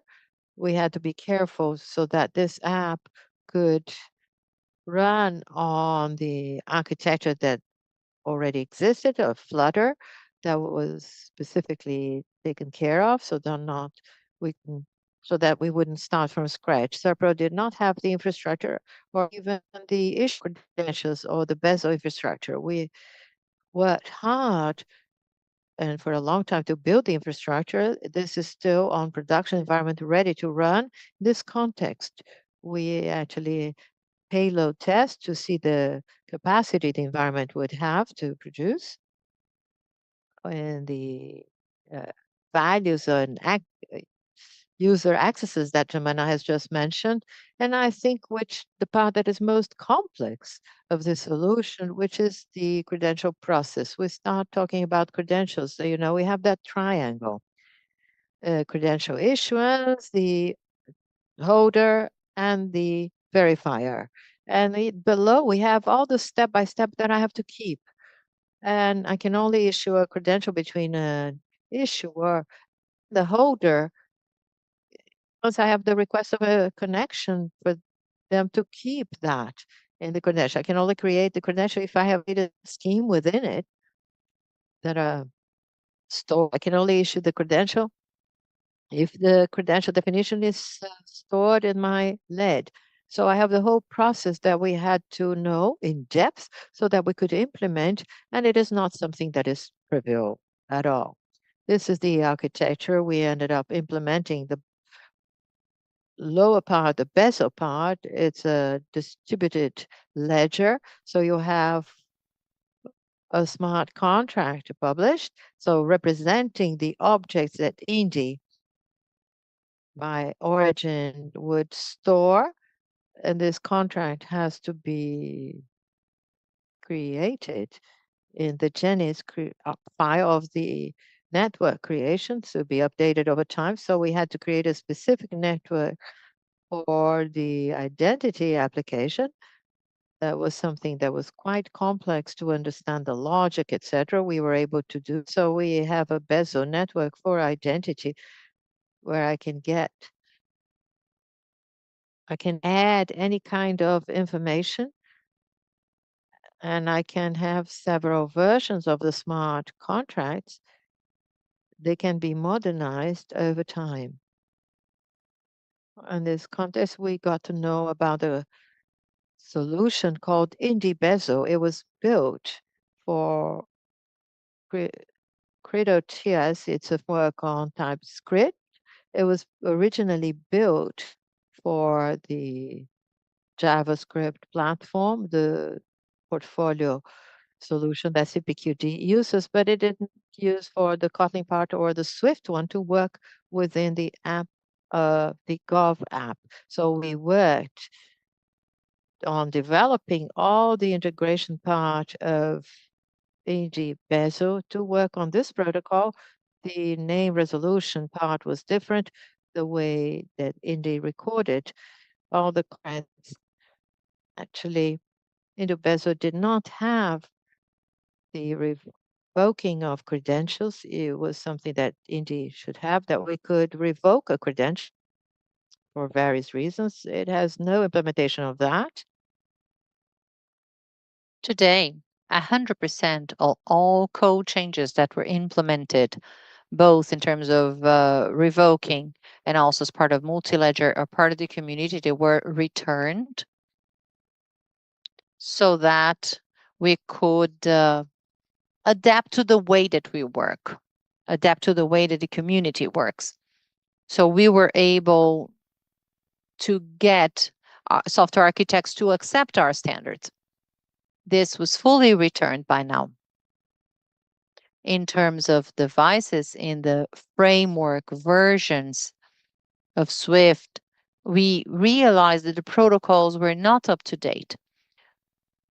Most of the times we would just implement a 4.0 version. We implement that for 2.0 actually. And all of that was integrated to Flutter. David's team was responsible for that. He's here in the room with us. He used the integration protocol of Alice. And we also brought an issuer home. We integrated that with Basil. So now we are also returning that to the community. I understand that there's so much information that it becomes complex, but I hope you can understand it. I put here all the standards and protocols, and you will see how complex these protocols are when you talk about issuance of credentials, proof presentation. So we have a document, and in the morning, W33 mentioned about that as well. The DIDCOM protocol is important too. Some frameworks did not support its V2 version, but now we're able to do that.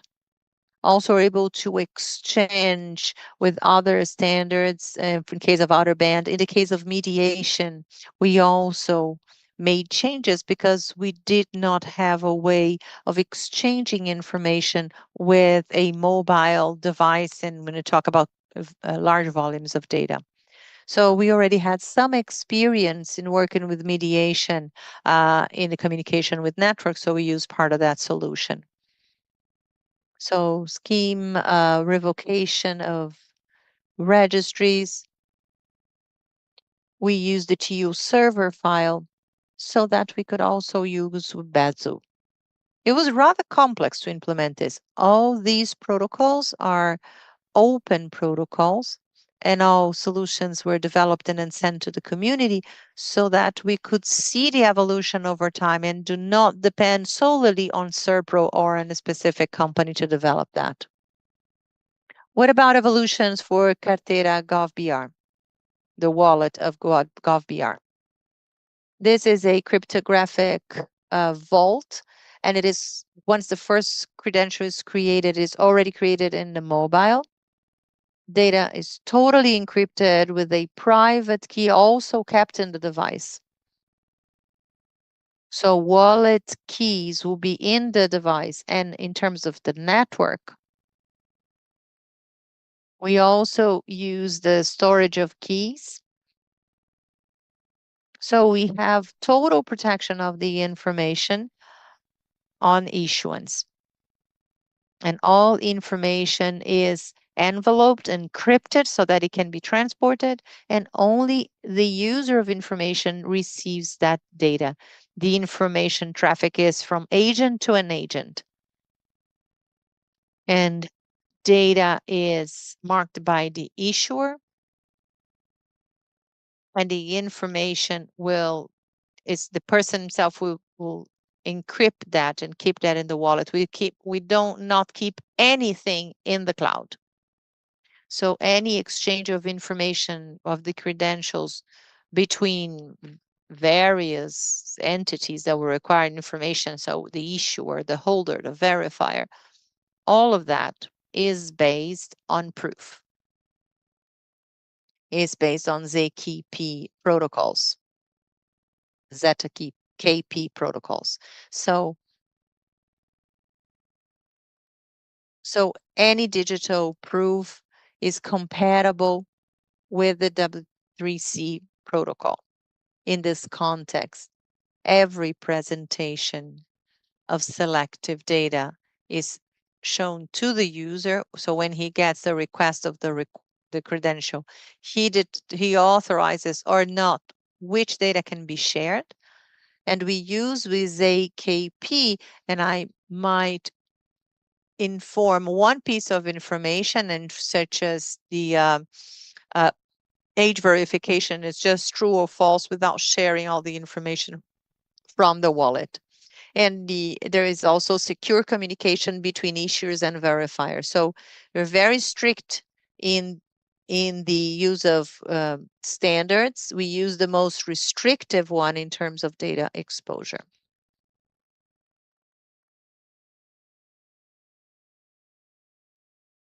Well, soon you will see the screen, otherwise I'll let somebody.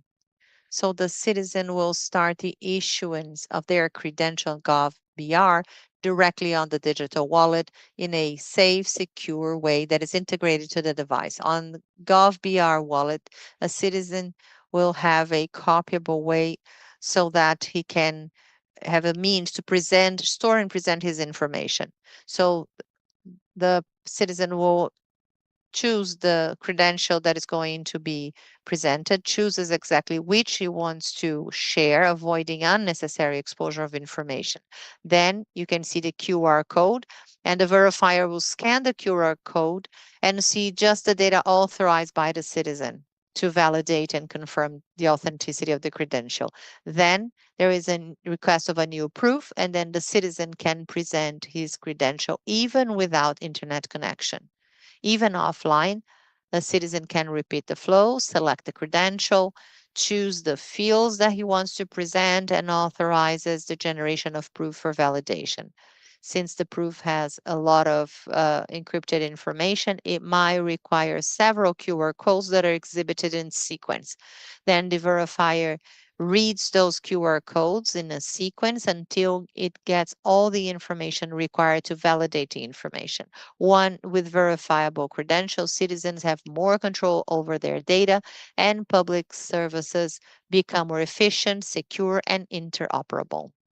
I don't know if it was clear for everyone, but there are two credential exchanges. First, we download a foundational credential, which is the data that will trigger the transaction. So the user clicks on the green button and gets a foundational data, which is usually CPF, but it could be any data, the national ID number. And then there is the issuance of the second credential. So they ask for the proof of that credential. Once it gets the proof, then there is a second piece of data, and they're both data are embedded in the wallet. Once there is a proof, then I can share that information through the QR code. So the verifier, which is the other cell phone, can read the QR code, and the information is exchanged not through the QR code, but rather from one agent, from the agent of the information holder that is sent to the other agent, and this is encrypted. So once the network is disabled, then the information can be exchanged through QR code with more than one layer to keep the encryption in there. And there is a window of time, so the user will get, suppose that the user is traveling. So he could be offline for a while. So he'll download the credential, and the verifier has a cache memory for 6 hours. This is during this period, the credential is valid. And this is a reliable data, at least in that window of time. Yeah, that's it. Thank you. Thank you, Guilherme and Germana, for your presentation. I think we have time for a few questions.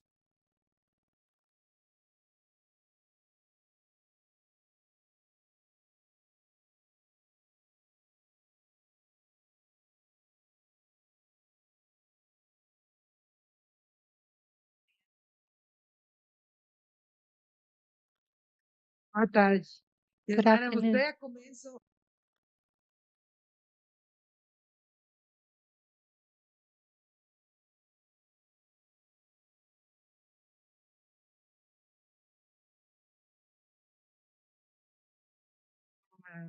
tem coisas muito importantes como ter cadastro dos serviços, por exemplo, sim? Single sign-on para aceder It com a is important to identidade have a single sign-on so that you can have access, ao aplicativo and only then. GovBR, porque a gente começou a fazer tudo desde celular, né?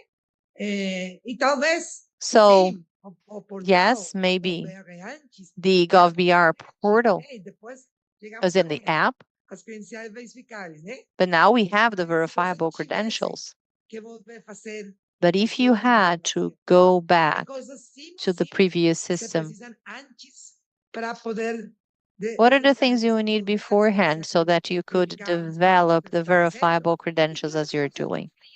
And what are the things you wouldn't do? outros países também está cá, I think that for other countries that are represented here, No YouTube, pode ser muito bom. even those who are watching us on YouTube, it would be nice to be familiar with the journey you've been through.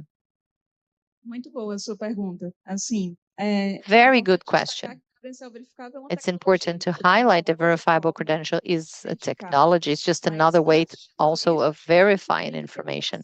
But even before that, we need to have a process of identify citizens in a secure way.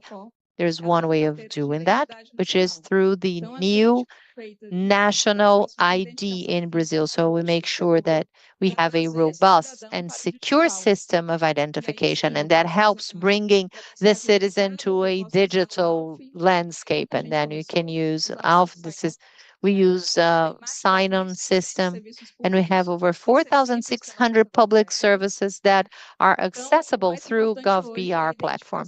So the most important thing right now is to identify how can you bring the information of these citizens from a taxpayer's perspective to the digital world.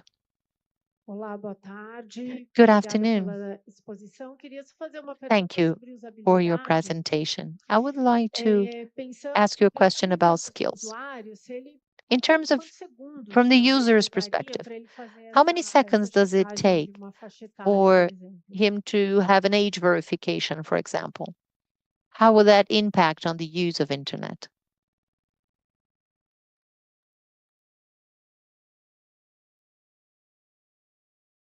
Well, if I have Wi-Fi connection, then it's really quick. The payload of the credential information is high. But if I'm online, this is quick. But if I'm offline, using just QR code reading, since it's a multi-layer QR code, in average, it took us 15 seconds to be able to share that information. We try to exchange information using Bluetooth. That will be an alternative.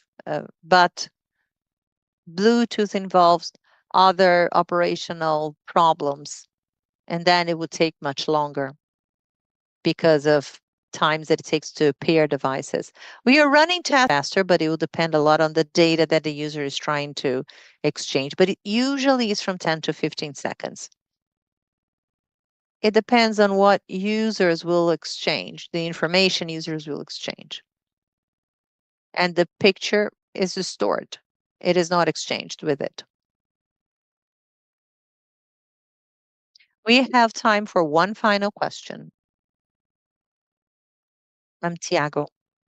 I would like to ask about the strategy that you're using. I think that the rollout strategy, I think that the solution is practically ready.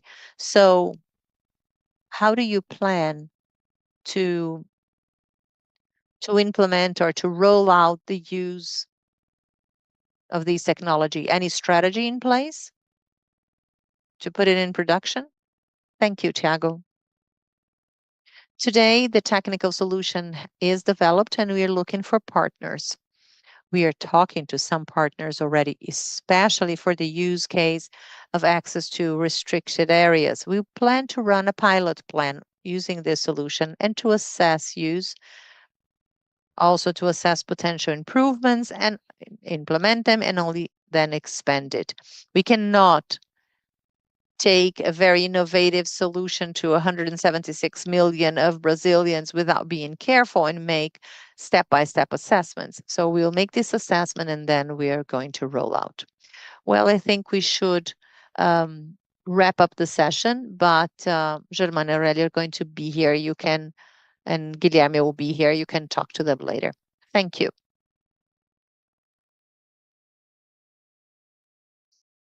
Once again, we'd like to thank the speakers for their participation and also the moderator of this panel. And let's take the official picture of this session.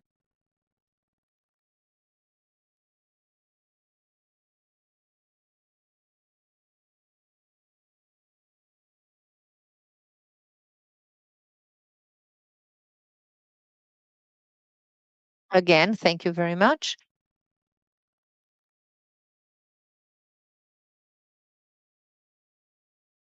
Now, in continuation to our program, we will have a panel of other wallets.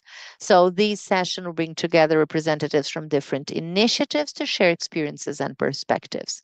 We would like to invite Wagner B. Denise from CWeb BR and Nick.br. He's going to be the moderator of the session. We'll also be joined by the panelist Felipe Kenji Nishimura, Google Wallet's partnership lead for Latin America. He leads efforts for the development of the identity ecosystem within Google Wallet in the region.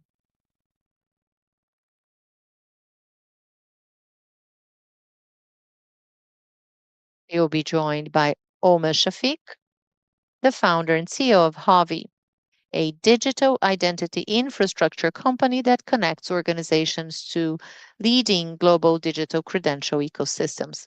His work is focused on the development of interoperable solutions for credential issuance and verification, focused on privacy, compliance, and digital trust in different jurisdictions.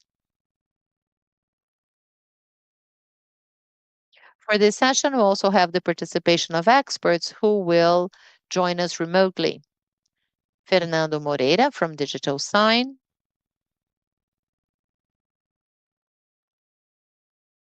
and Ruth Puente, Senior Advisor at Open Wallet Foundation and the Global Digital Collaboration Secretariat. With more than 20 years of experience in Internet governance and digital identity, she works to promote policies, trust structures, and standards aimed at building safer, more secure, and more people-centered digital ecosystems. Now I'd like to turn over to Wagner Denise, who'll be the moderator of this panel. Hi, it's me again. Well, get used because I'll be back tomorrow. I'm going to make a very brief introduction because all of us in this panel are aware that this panel is the only thing that is holding us back from the party that comes afterwards. So we are aware that we shouldn't really abuse your patience because we know that you want to move to the cocktail party afterwards. So let's be brief. I would like to thank all our guests and panelists who will talk about this self-explanatory title, other existing wallets, because we've heard about other wallets, but we haven't covered all wallets. So this is why we would like to discuss about other topics.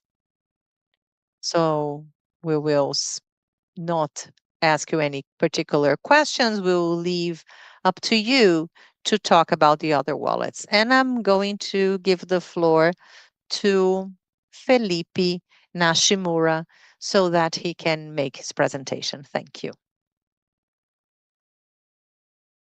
Good afternoon, everyone. First of all, I'd like to thank Wagner and Felipe for the invitation to share this stage with several people. Our reference is very important for us. It's quite glorious for us at Google. I'd like to thank for the participation of our colleagues, Ruth, that are here. I'd like to speak briefly on our identity initiatives within Google Wallet. First, introduce myself. I'm Felipe Kenji at Google. Everybody knows me as Kenji. So I'm used to introducing myself as Kenji. So there's another Kenji there. So I need to discuss with him this, naming rights. And basically, I think everybody here knows the Google Wallet. Many of you are users of the Google Wallet daily. And basically, if we were to share with you on a tweet, what Google Wallet is a Google digital wallet that is intelligent, safe to developed for Android, available today in over 100 countries with over 3 billion users that have Android. And Brazil, we have high penetration. So 80% of the market share that have in devices of the OS are Android. Within Wallet, we can share and add a lot of information. Everything started with the payments, users adding tokenized cards. We evolved last year to an integration along with the central bank so that users could do Pix directly from Google Wallet. And so the users can go to their bank, connect along with Google Wallet, and make a Pix transactions directly from Google Wallets with no complications. And we have several other types of things. And we have, and other passes. We have boarding passes, traffic tickets, event tickets. And when we ran a survey in 2022 our users, there was one topic that was quite unanimous when we asked them what are the items they felt were most essential to have within the wallet. The first, with almost 100% of response rate of users, were identity. This is a topic that is on our radar. It's been with over 4 years, and we saw that along with that there were several initiatives that were being developed by various countries. I have listed a few here. I couldn't add them all, otherwise the slide would not be legible. In several countries, we have these programs of digital identity. I know there are some people from Honduras, from Dominican Republic, Colombia. They are also part of the development programs. And Google wanted to understand the whole ecosystem to be able to create an identity ecosystem that could be useful, safe, and private for all users. So we started developing our digital identity ecosystem based on several criteria. I want to highlight 4 main ones. First one is that the data of credentials would always derive from official sources that are digitally signed to avoid fraud, and also ensure that they should be encrypted within the security out of the device of every user. So that was the first assumption or precept that was very important. The second one was non-traceability. A document like identity credential is stored in a wallet. Both the issuer and Google and the receiving party cannot trace or track the use of how the user is making verification of this credential. So there is no analytics. The government, the issuer, wallet in general can track how the user is actually using the credential. Third point is privacy. It's very important for us, for users, to have total control as to when they want to share the information. I'm going to share with you our verification flow is very clear in terms of which information is and when it's asked, and the user needs to authorize the sharing and respecting the ZKP protocol that's been mentioned by previous speakers. So interoperability also very important to us. It's very important that wallet follows those standards that are global so that documents can be accepted universally. Today, just very briefly, we have 3 types of identities of credentials that may be stored in the Google Wallet. First of them is a document issued by the government. We have initiatives today that are running over 10 US states that users may provide their MDL within the Google Wallet.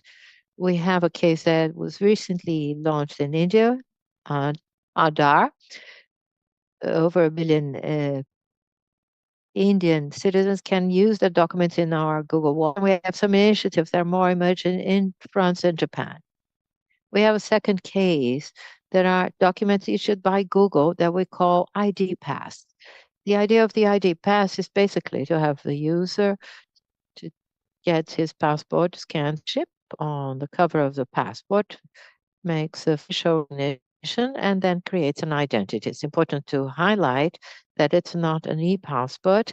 It's basically a document issued by Google based on the passport. This initiative today is being developed and launched in Brazil, in the US, in the UK, and Singapore. The last block of identities that can be a part of the Google Wallet are identities issued by the sector. When we talk about private sector, we talk about the banks, financial institutions. And today we have an initiative with 2 partners here in Brazil.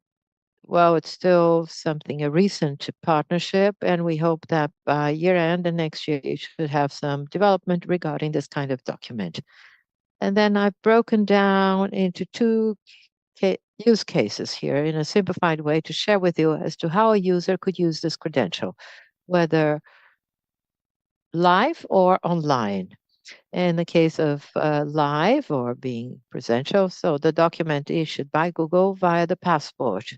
So the case we have available today is the TSA case, the Airport Agency of the United States. So when a U.S. citizen is traveling internally, they need to show an ID. They can scan their ID pass, take a photo or a snapshot. They share this information via biometrics, and they're approved to move on their trip.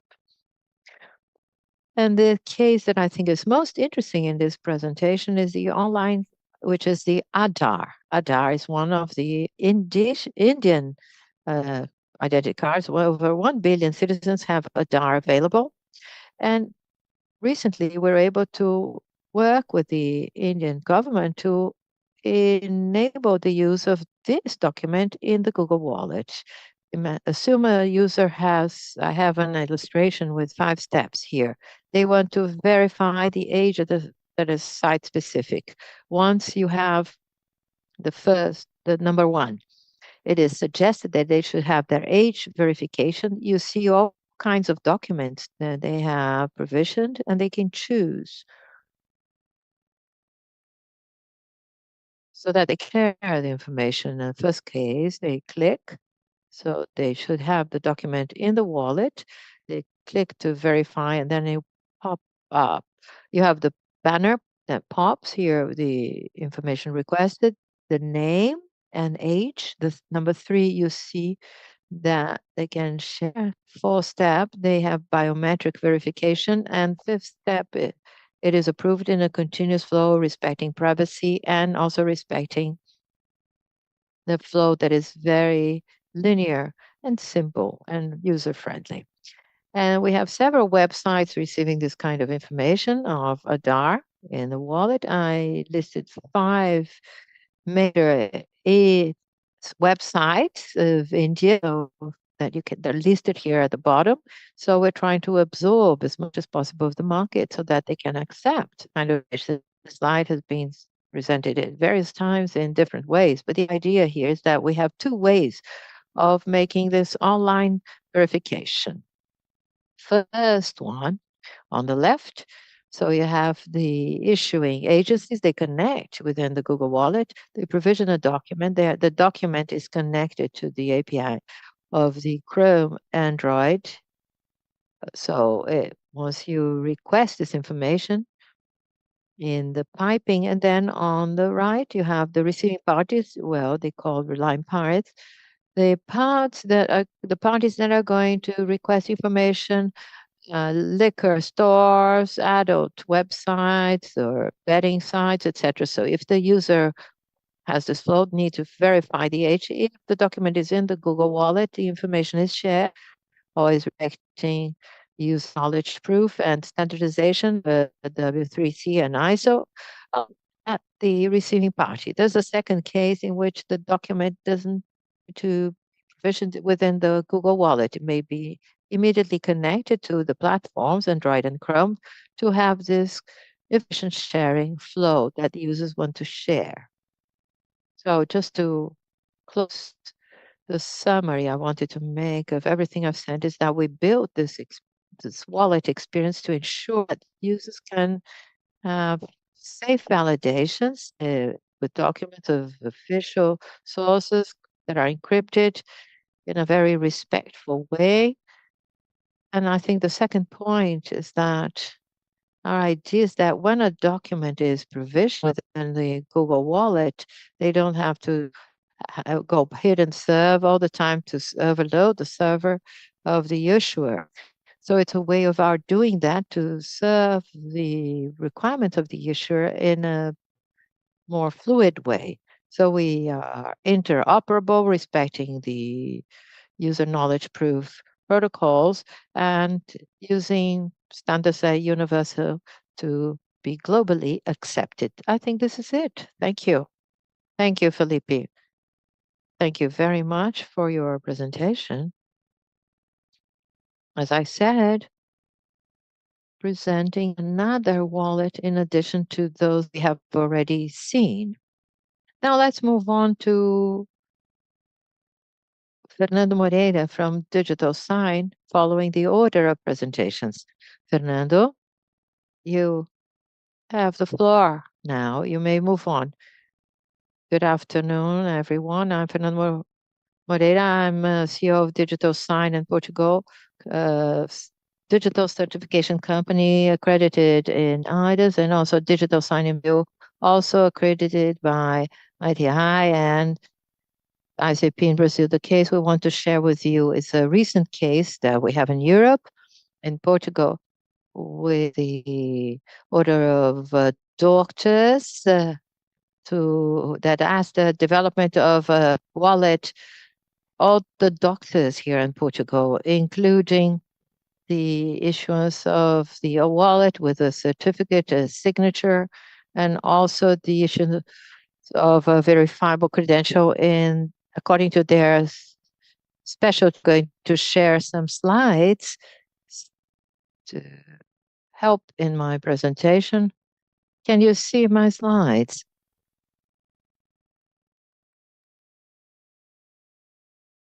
Yes, you may move on, Fernando.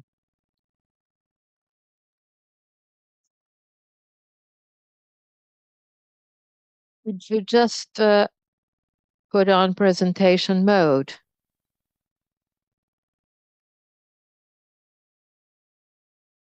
Or full screen?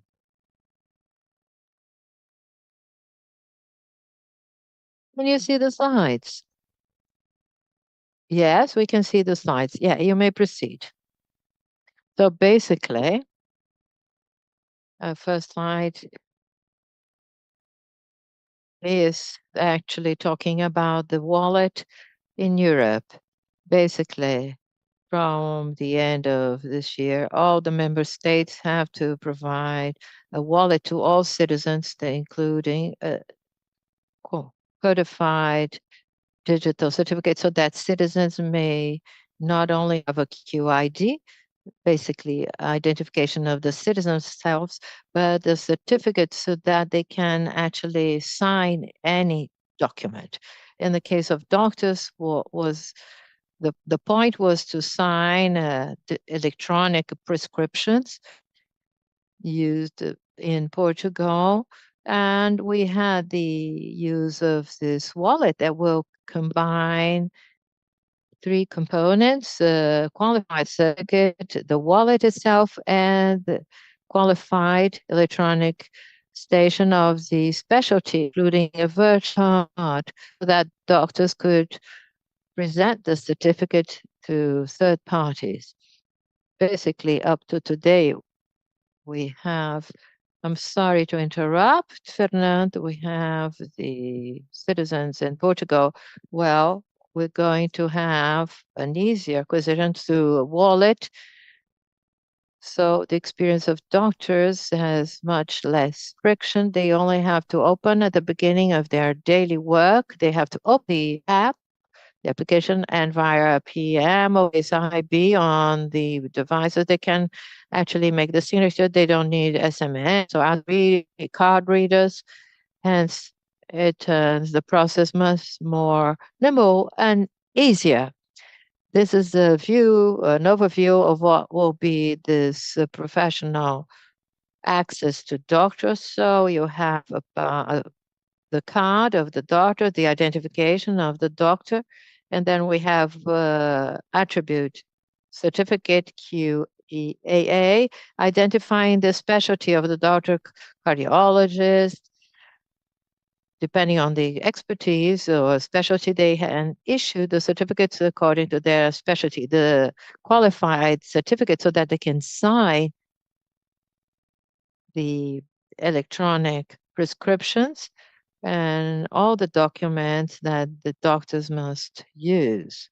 Basically, the QEAA of medical specialty will be consumed by hospitals, insurance companies, and also by telemedicine operators, and will be known by all European countries, and also the doctor agencies have to be coordinated in terms of healthcare services. We have a wallet that has a unified format, and they follow specific formats of our IRF published by the European Commission. So we're going to have interoperability amongst all European Union countries. The pilot has been started. We have a partnership with the first integrator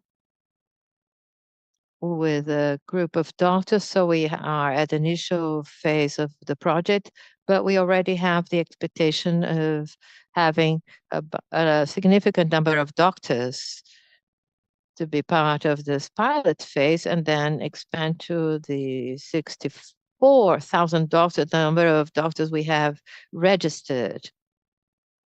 If the information we have is that it will be the first agency or association of doctors that will have here. That will be a reason for pride for the doctor communities and also with the Ministry of Health here in Portugal. So we have this implementation that is very enlightening. So we have a right partner for this project. We have the QEAAs that is certified. This is the niche certified. We have remote qualified certificates in terms of similar projects with the European Commission. We have the issuance of QEAAs for employees, the staff members of the European Commission, so that they can validate their credentials in hospitals.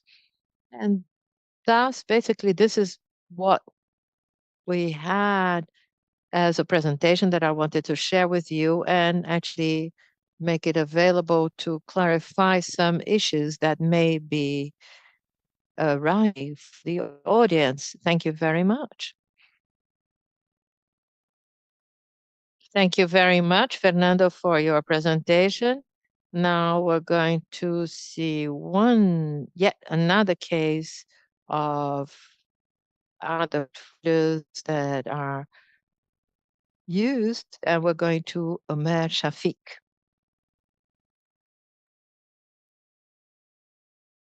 And computer, so I'm going to go to the podium and show it to you. So just give me a second.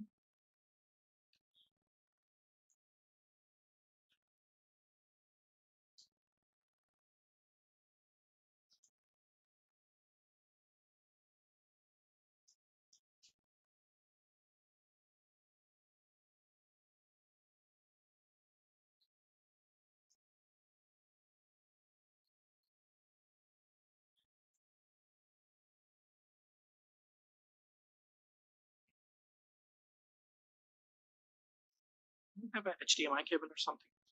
I can connect this computer.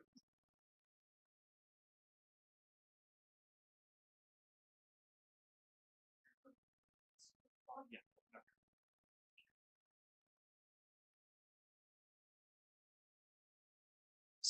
Bear with me a little bit. I promise you this is going to be fun. Just hope this is to right.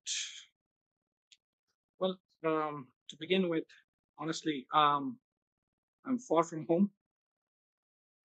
So I wanted to make sure that this is not only worth my while, but also yours. So we're going to not just show you or talk about what the digital wallets could do, but also show you what they look like in practice, because I personally think that when you see them in action or in reality, they become real, and then you can actually sense and see what they are capable of. All right. So could we somehow put this screen, what I have here on for sharing? Is it possible to do that?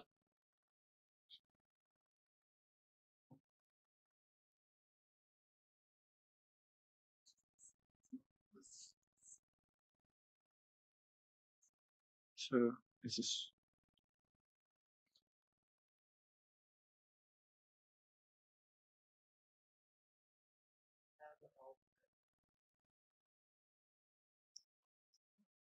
I could change the port, maybe.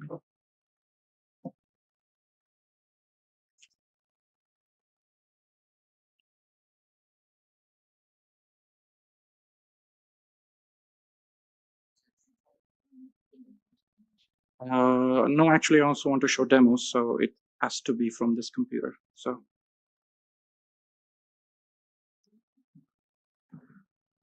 I apologize for the delays. I hope we can sort this.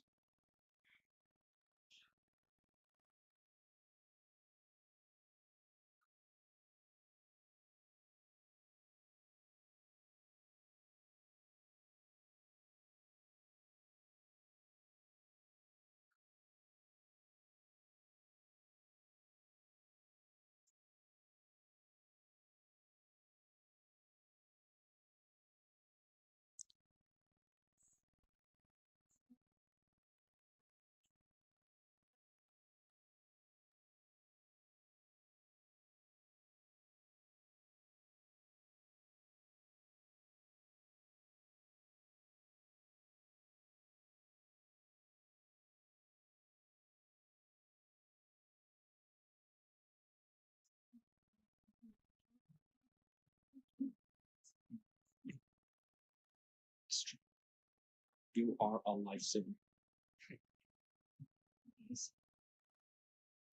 Yes.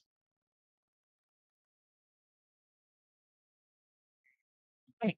We have a screen, which is always nice. And yeah, okay. Let's put it. Actually, I want to start with this. Okay. I think I'll have to go this way. All right. Well, thank you for your patience, everyone. Okay, we need a little bit more of that patience that you have.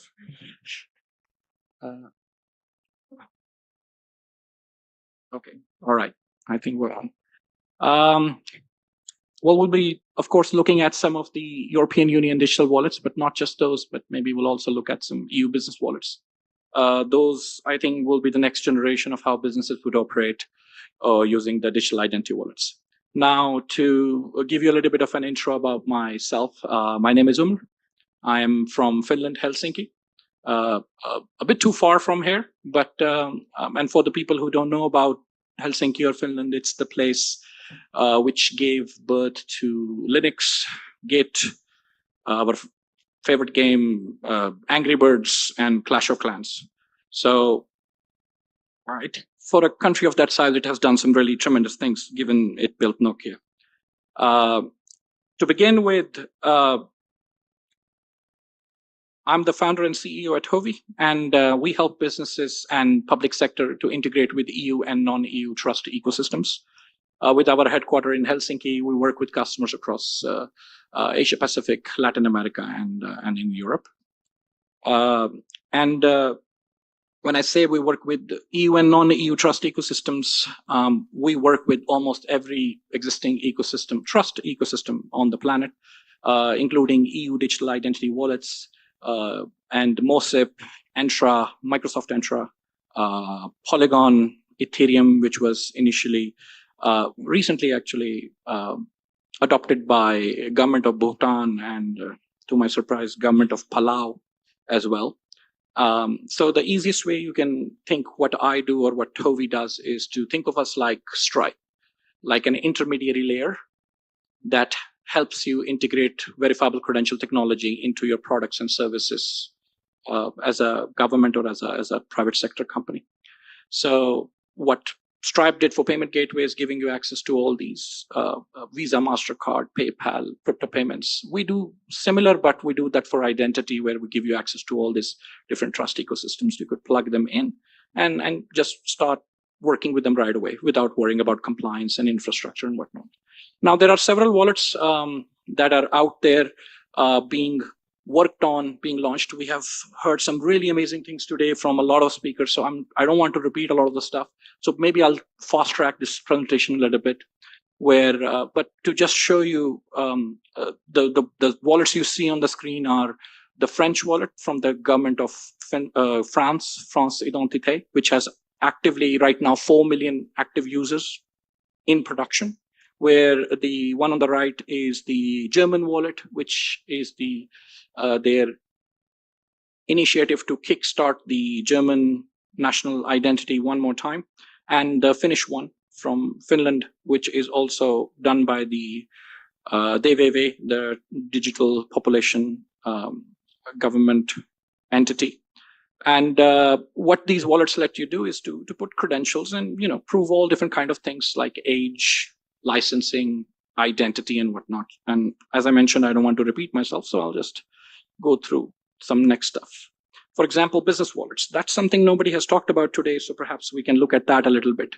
Business wallets are slightly different than individual wallets, but instead of, as the name says, working with individuals, they work with businesses, allowing businesses to store and prove digital credentials about themselves, that who owns the business, what the business does it have a liquor license, does it have the right certifications. They could not only prove them to business, to other organizations, but also to individuals or other non-EU entities if needed. So European Union has already initiated a EU business wallet initiative, which is expected to come around in the next years or so. One thing I also wanted to highlight is to make you look at the global perspective of things, that we are not alone in this. And when we talk about EU or Brazil, these are not the only two countries which are working with these wallet-based initiatives. Almost every major economy on the globe right now is working on some kind of a wallet. If they don't build one, they adopt one, like Google or Apple. For example, Japan has adopted Apple Wallet for their My Number card, which is the national ID. India just adopted, of course, the Google for Aadhaar. We have seen so many different initiatives popping up all over the globe. And of course, EU Digital Identity has its own specifications and regulatory background, giving it the push, not just to Finland, but to the rest of the countries around us to adopt. Now, one things that differentiate what's inside these wallets define how good or bad these wallets could behave or perform. Those are these level of assurances, as some of the people also touched here about high level of assurance. There is also not just high level, but mid-level and low level of assurance credentials as well, starting from your loyalty card at some place to the KYC for age, or maybe your license of being a doctor or whatnot. Anything depends on the issuing authority could be put into these wallets. And that's what define what the level of assurance would be, given who issues it. And of course, the business wallets are going to follow the same, where they will have their own level of assurance. Well, these specifications are still to be clarified within EU, but I believe that they will follow the same, at least same pattern. One of the case studies I wanted to show with you that we did with one of our customers in Singapore was to issue around 500,000 digital credentials around COVID time to up till last year across several industries, from seafarers to healthcare, vaccinations, education, and employment credentials across several industries with private and public sector combined and build this whole wallet economy in Myanmar particularly, and where even the citizens were able to travel during COVID times from Myanmar to Philippines and verify their vaccinations on the border. That's one of the successful case studies we did with a customer from Singapore who is operating in Myanmar, Cambodia, and Philippines at the moment.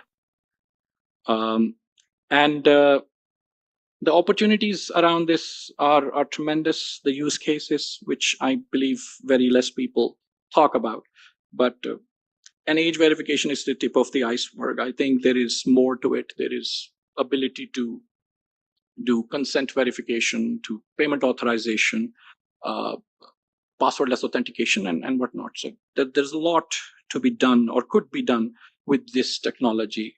And we're just going to wait and see how it all comes together. And I believe without any further ado, I'd like to actually show you this thing in action. What we will see today is the France National ID wallet. I can find my cursor. And I hope I have the time to show you that.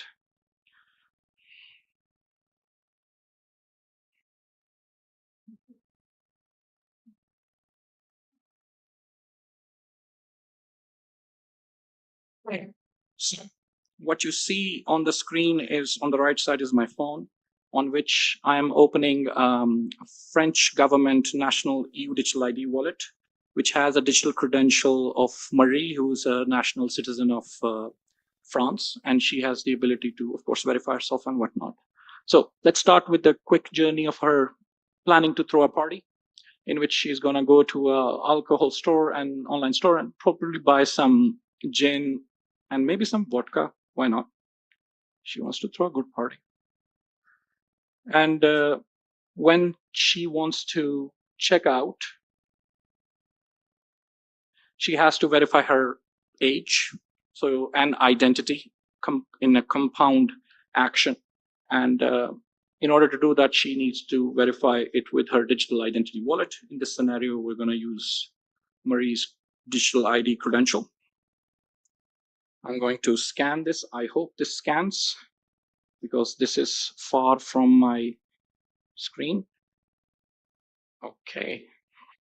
Right. So as you can see, the wallet itself is using the zero knowledge proof, or I would say selective disclosure. This is not zero knowledge proof, yes. And then sharing the age, family name, and last name. With some biometric verifications, the wallet sends the proof back to the vendor, the relying party, and then they're able to verify. This was go through exactly the same with the Google Wallet or any other wallet, and the age is verified. And she can go ahead and place the order. Now, let's say the order is placed, and now the party went well, and next day she has a headache. And now she needs to order some pain meds. So for that, she would probably go to a pharmacy online and need some prescription medications, let's say. And when she wants to check out with that, she also need to verify her ID, not age in this scenario.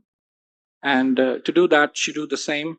She was asked to scan a QR code. By the way, a QR code scanning is not the most necessary thing. You could do this without the scanning as well. Just clicking a link would work. She accepts the credentials, gives the biometric consent, and she's able to verify her identity within seconds. And this is all live, by the way, using this wallet right now.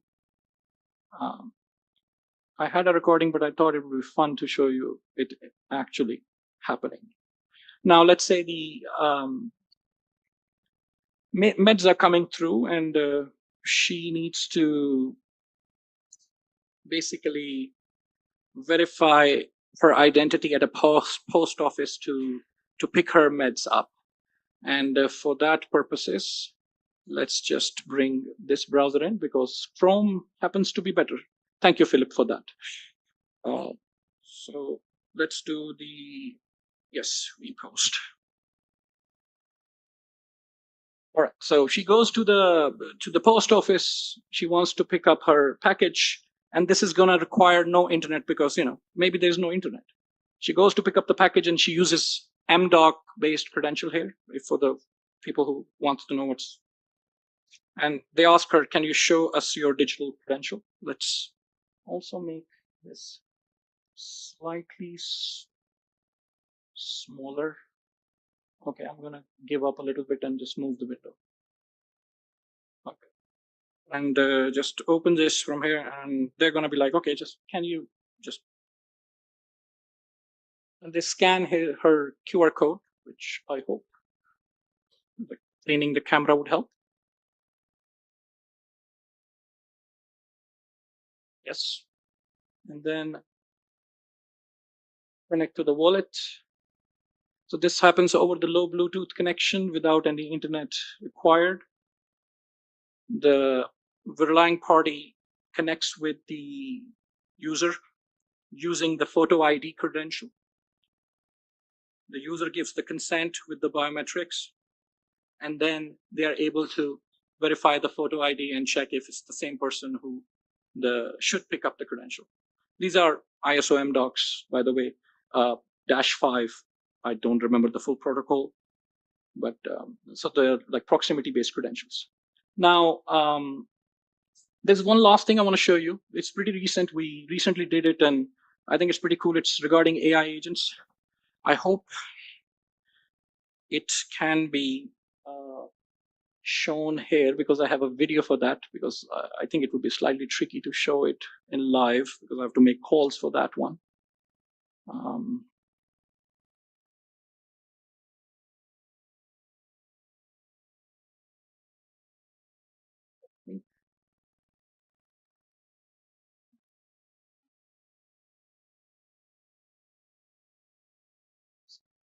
Okay, let's see. There with a new demo. And today I want to show you how a telecom provider can verify its customers over the phone using EUDI wallet when giving services. This will help avoiding swim swap attacks and account takeover attacks. The same use case can also be applied to healthcare and dentist appointment use case to create better user experience. So let's dig right in. Tell my telecom provider. Hello, this is Karina with iTel. Can I help you with your account today? I want to turn off my roaming. I understand. So they can turn off roaming on your account. Is that correct? Proceed with this change. I will need to verify your identity for security purposes. Can I send you a verification link via SMS to the number you are calling from? Yes, please go ahead.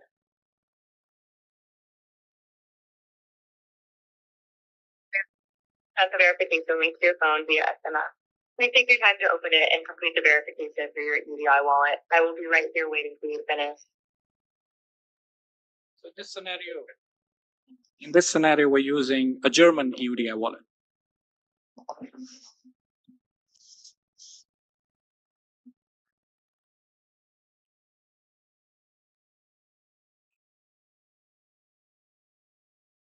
I am done. Fair. Has successfully verified your identity. I have gone ahead and turned off the roaming. Change is effective immediately, so you won't incur any roaming charges while supporting. Before we finish, would you like to join the Dice Telecom loyalty program to earn rewards on your account? Yes, why not? Wonderful. I'll send a loyalty card credential to your phone number via SMS. Not just directly to your German EUDI wallet. Is there anything else I can assist you with today? Thank you for contacting Dice Telecom, Eric. I've successfully turned off roaming on your account and enrolled you in our loyalty. Thank you for business and wish you a wonderful day. Bye. Thank you. Bye. Okay, I must have a loyalty card by my telecom provider. So it's nice. Let's get that. Okay.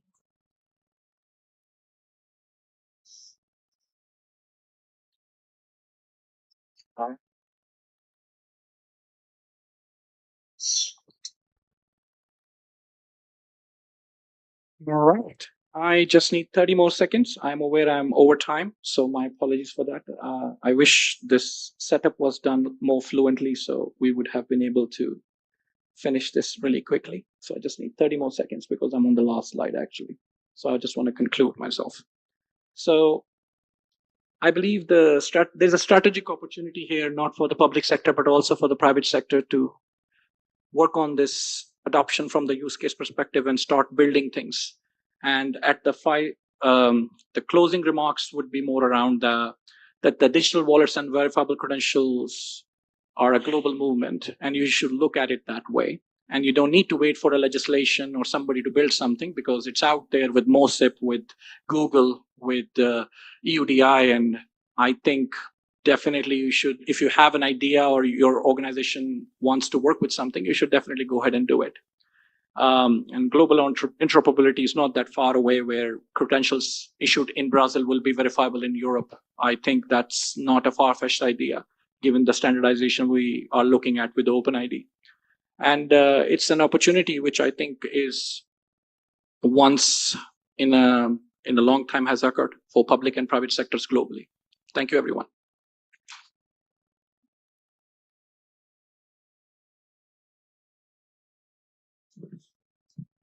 Homer, muitíssimo obrigado pela sua apresentação e também pela Omer, thank you very much for your presentation and also for the demos.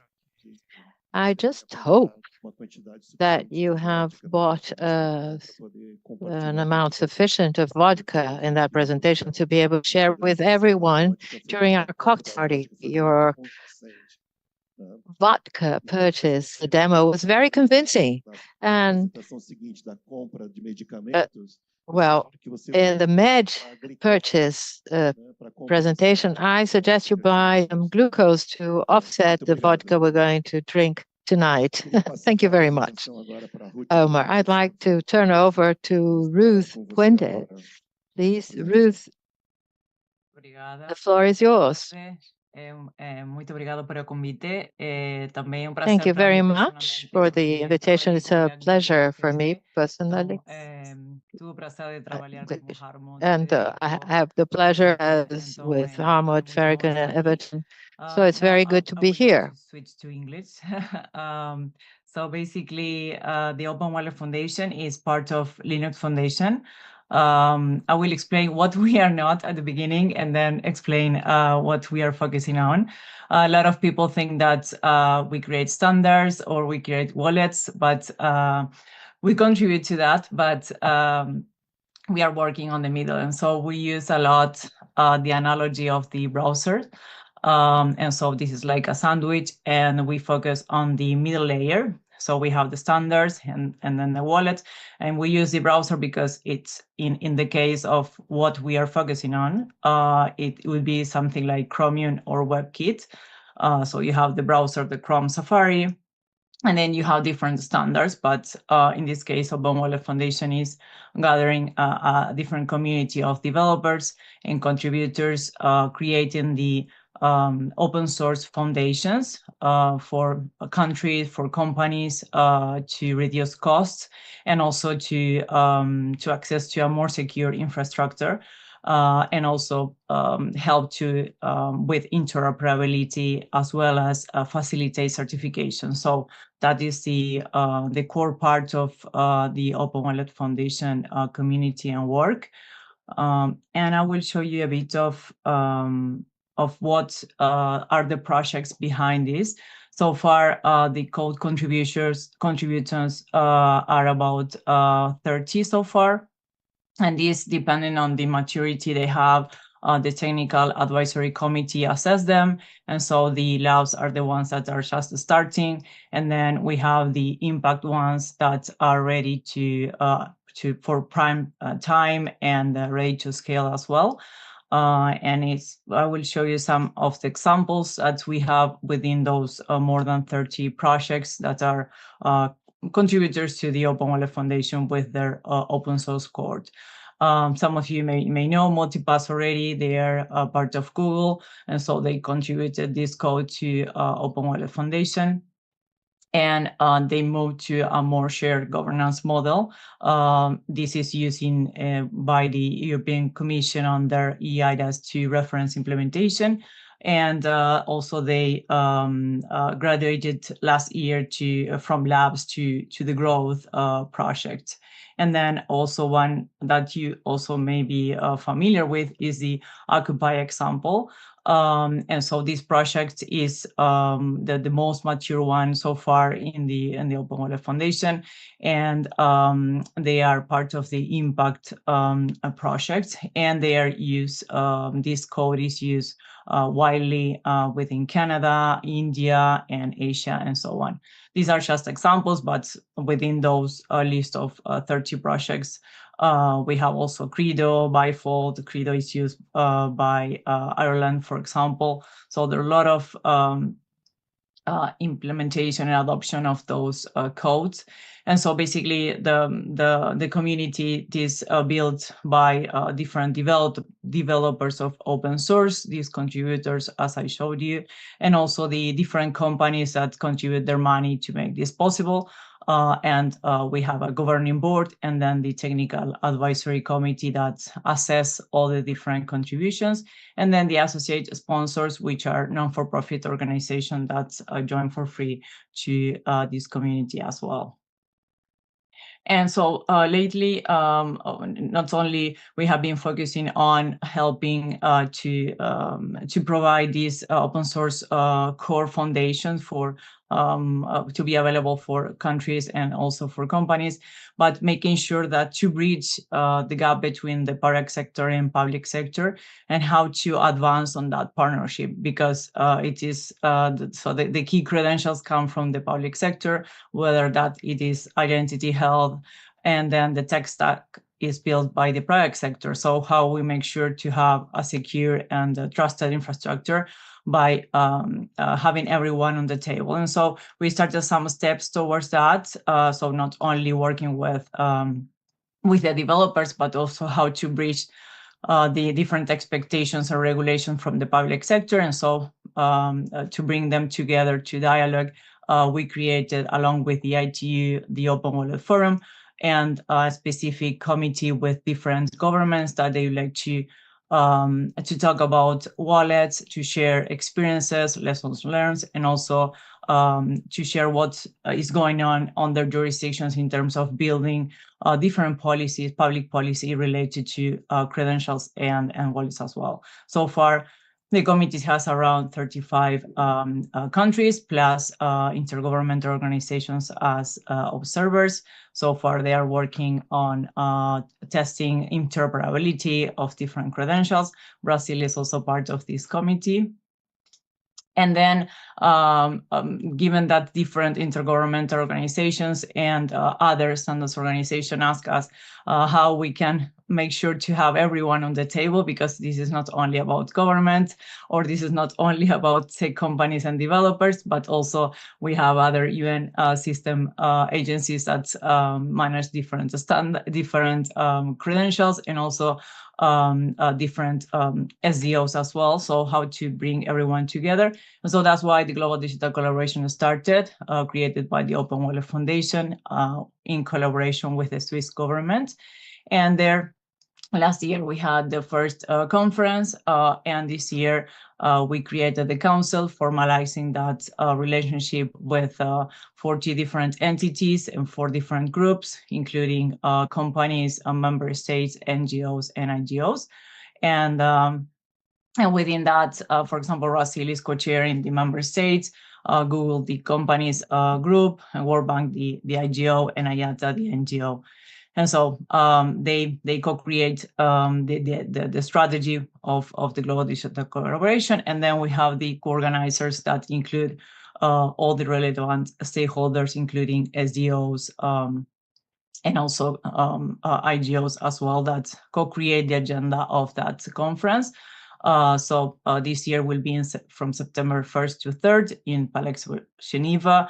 It will be a huge event in terms of credentials and wallets. So if you are interested, please just go to that web, globaldigitalcollaboration.org, and register. Is for free. The registration is through the co-organizers. So most of you are already part of those communities. So you just look for the IGO or the NGO or SDO community that they're providing you with a ticket.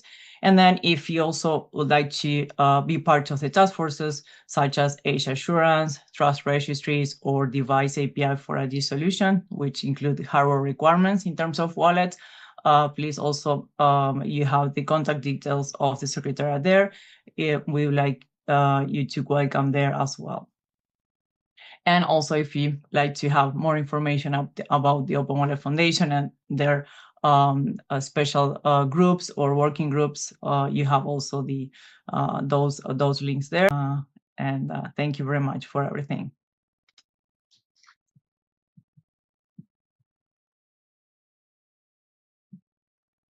Thank you very much. Thank you very much, Ruth, for your presentation. And actually, I reinstate what she just said about the importance of this event that happened last year in Geneva. and will be held again in September this year, a global move on wallets and verifiable credentials. It's of utmost importance considering its grandiousness and the variety of topics that are discussed. Thank you very much, Ruth, for your presentation. We now are going to have some time for questions. But before we move on to questions, I'd just like to thank Felipe for his presence.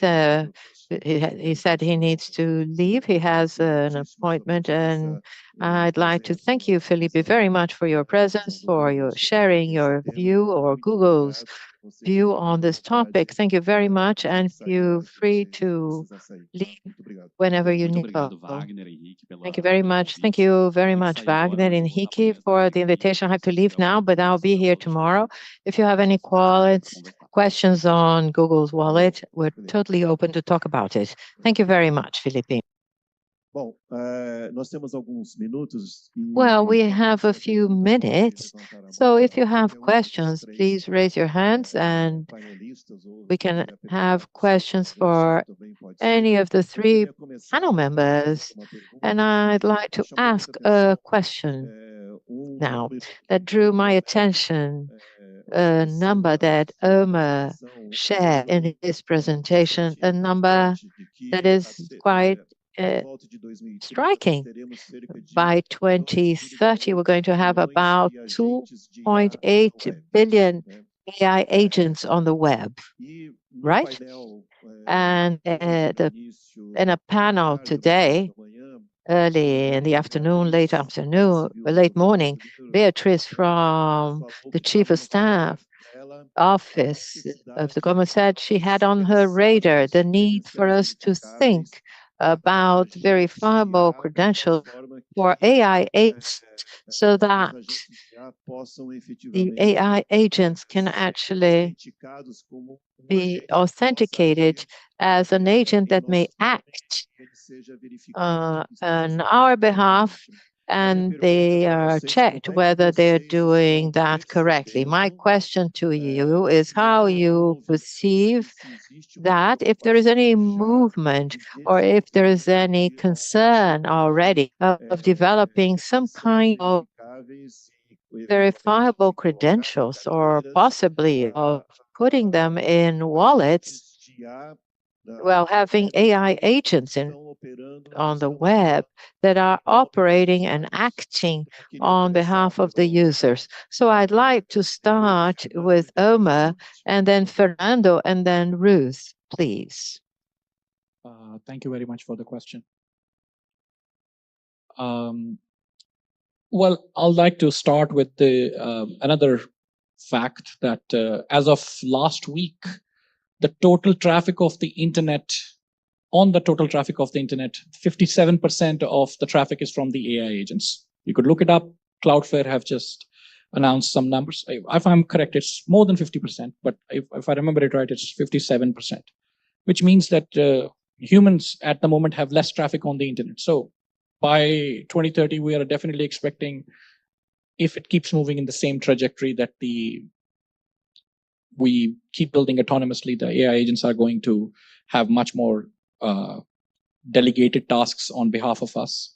And to answer your question on the risks and the opportunity, or maybe the ability of governing these agents with verifiable credential, I think we are in an experimentation phase. And there are several factors to it. Of course, there are enterprises like Okta and Auth0 who have introduced already some enterprise-grade solutions around this, how they want to do this.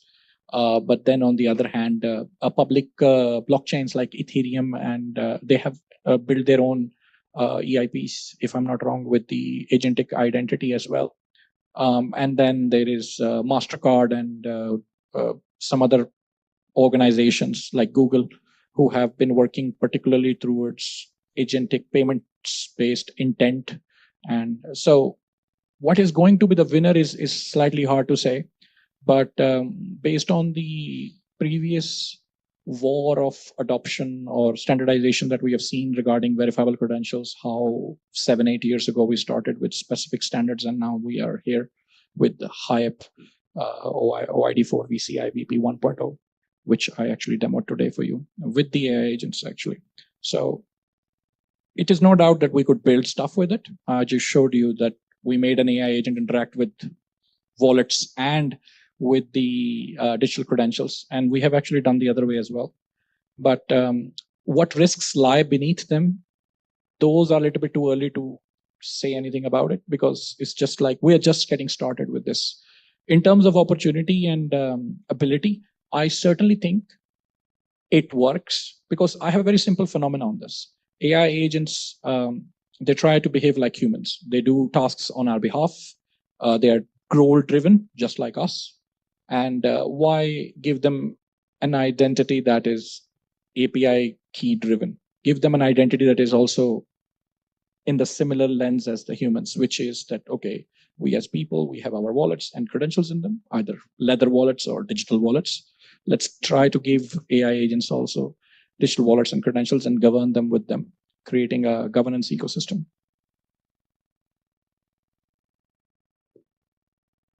Fernando. Fernando? Muito obrigado pela questão. É uma questão. Thank you very much Tá mudo, Fernando. for the question. I think it's very important. We cannot hear you, Fernando. Continua mudo. Agora sim? Sim, agora sim. Can you hear me now?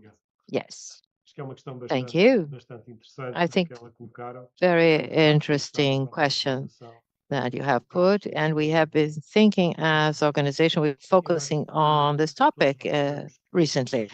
We've all realized that AI agents present risks in terms of data usage, so they bring risks. So we need to control the risks. I think it's key for us to identify those that use them, identity or entity or person responsible for the launch of the so we need to have an identity. It has to be linked to an organization, and within the organization, somebody should be responsible for the moves of this agent. In addition, we know it is important that one virtual credential should be tied by the goals of the agent, and we should define the resources that are going to be used by the agent, the APIs, the tools for the development of their work.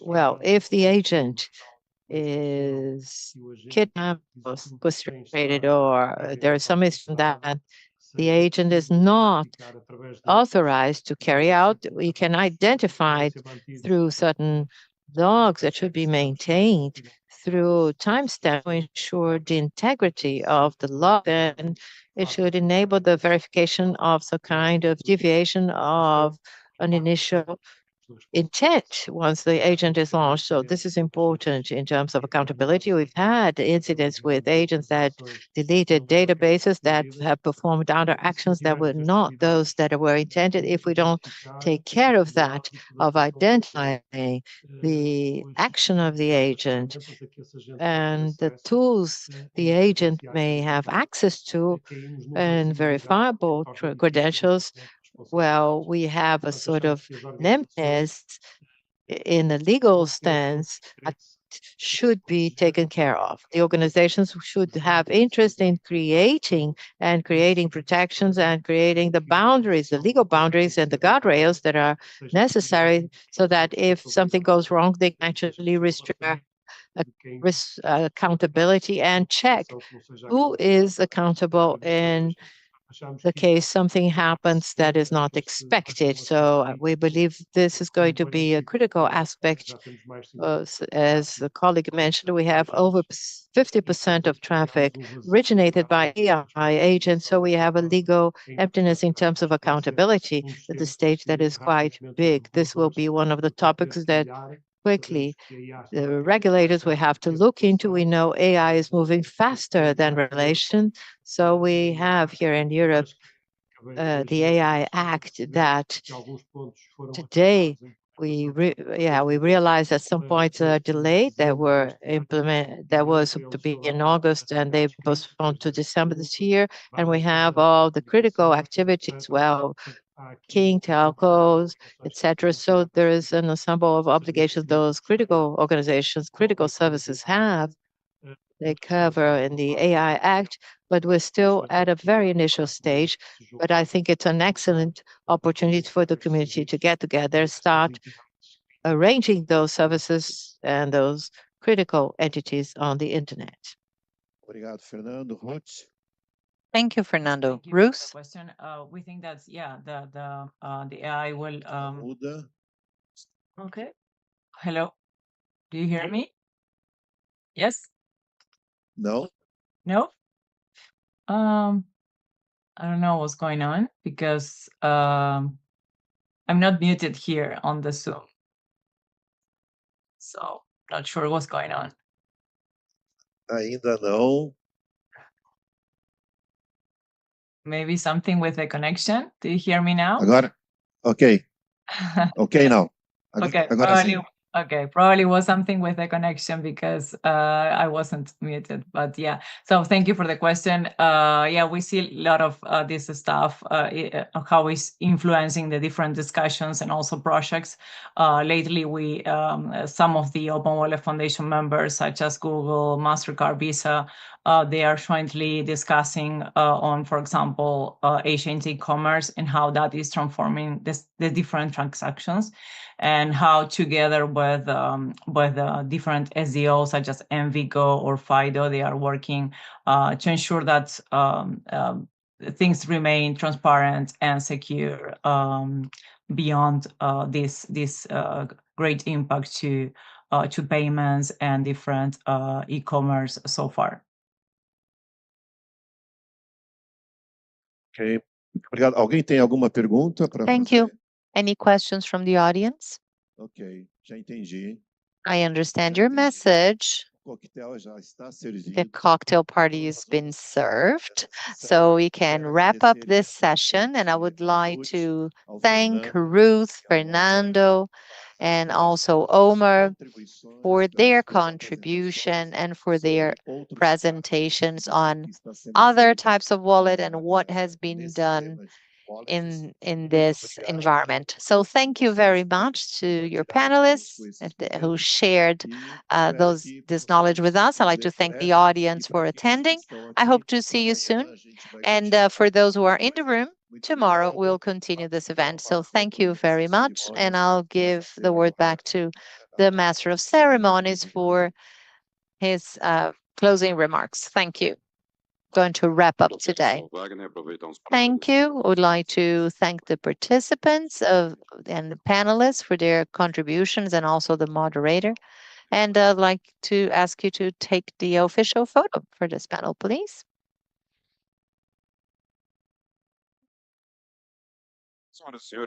Ladies and gentlemen, that concludes the first day of our workshop on verifiable credentials. I would like to thank the participants, panelists, and moderators who contributed to putting together this event today and for the success of the second verifiable credentials workshop. I hope that the reflections and experiences shared today can help you strengthen cooperation between different sectors and for the development of digital, more secure, interoperable solutions that are people-centric. We'd like to thank the World Bank, the Ministry of Management and Innovation and Public Services, and DataPrev for the partnership and support to this workshop.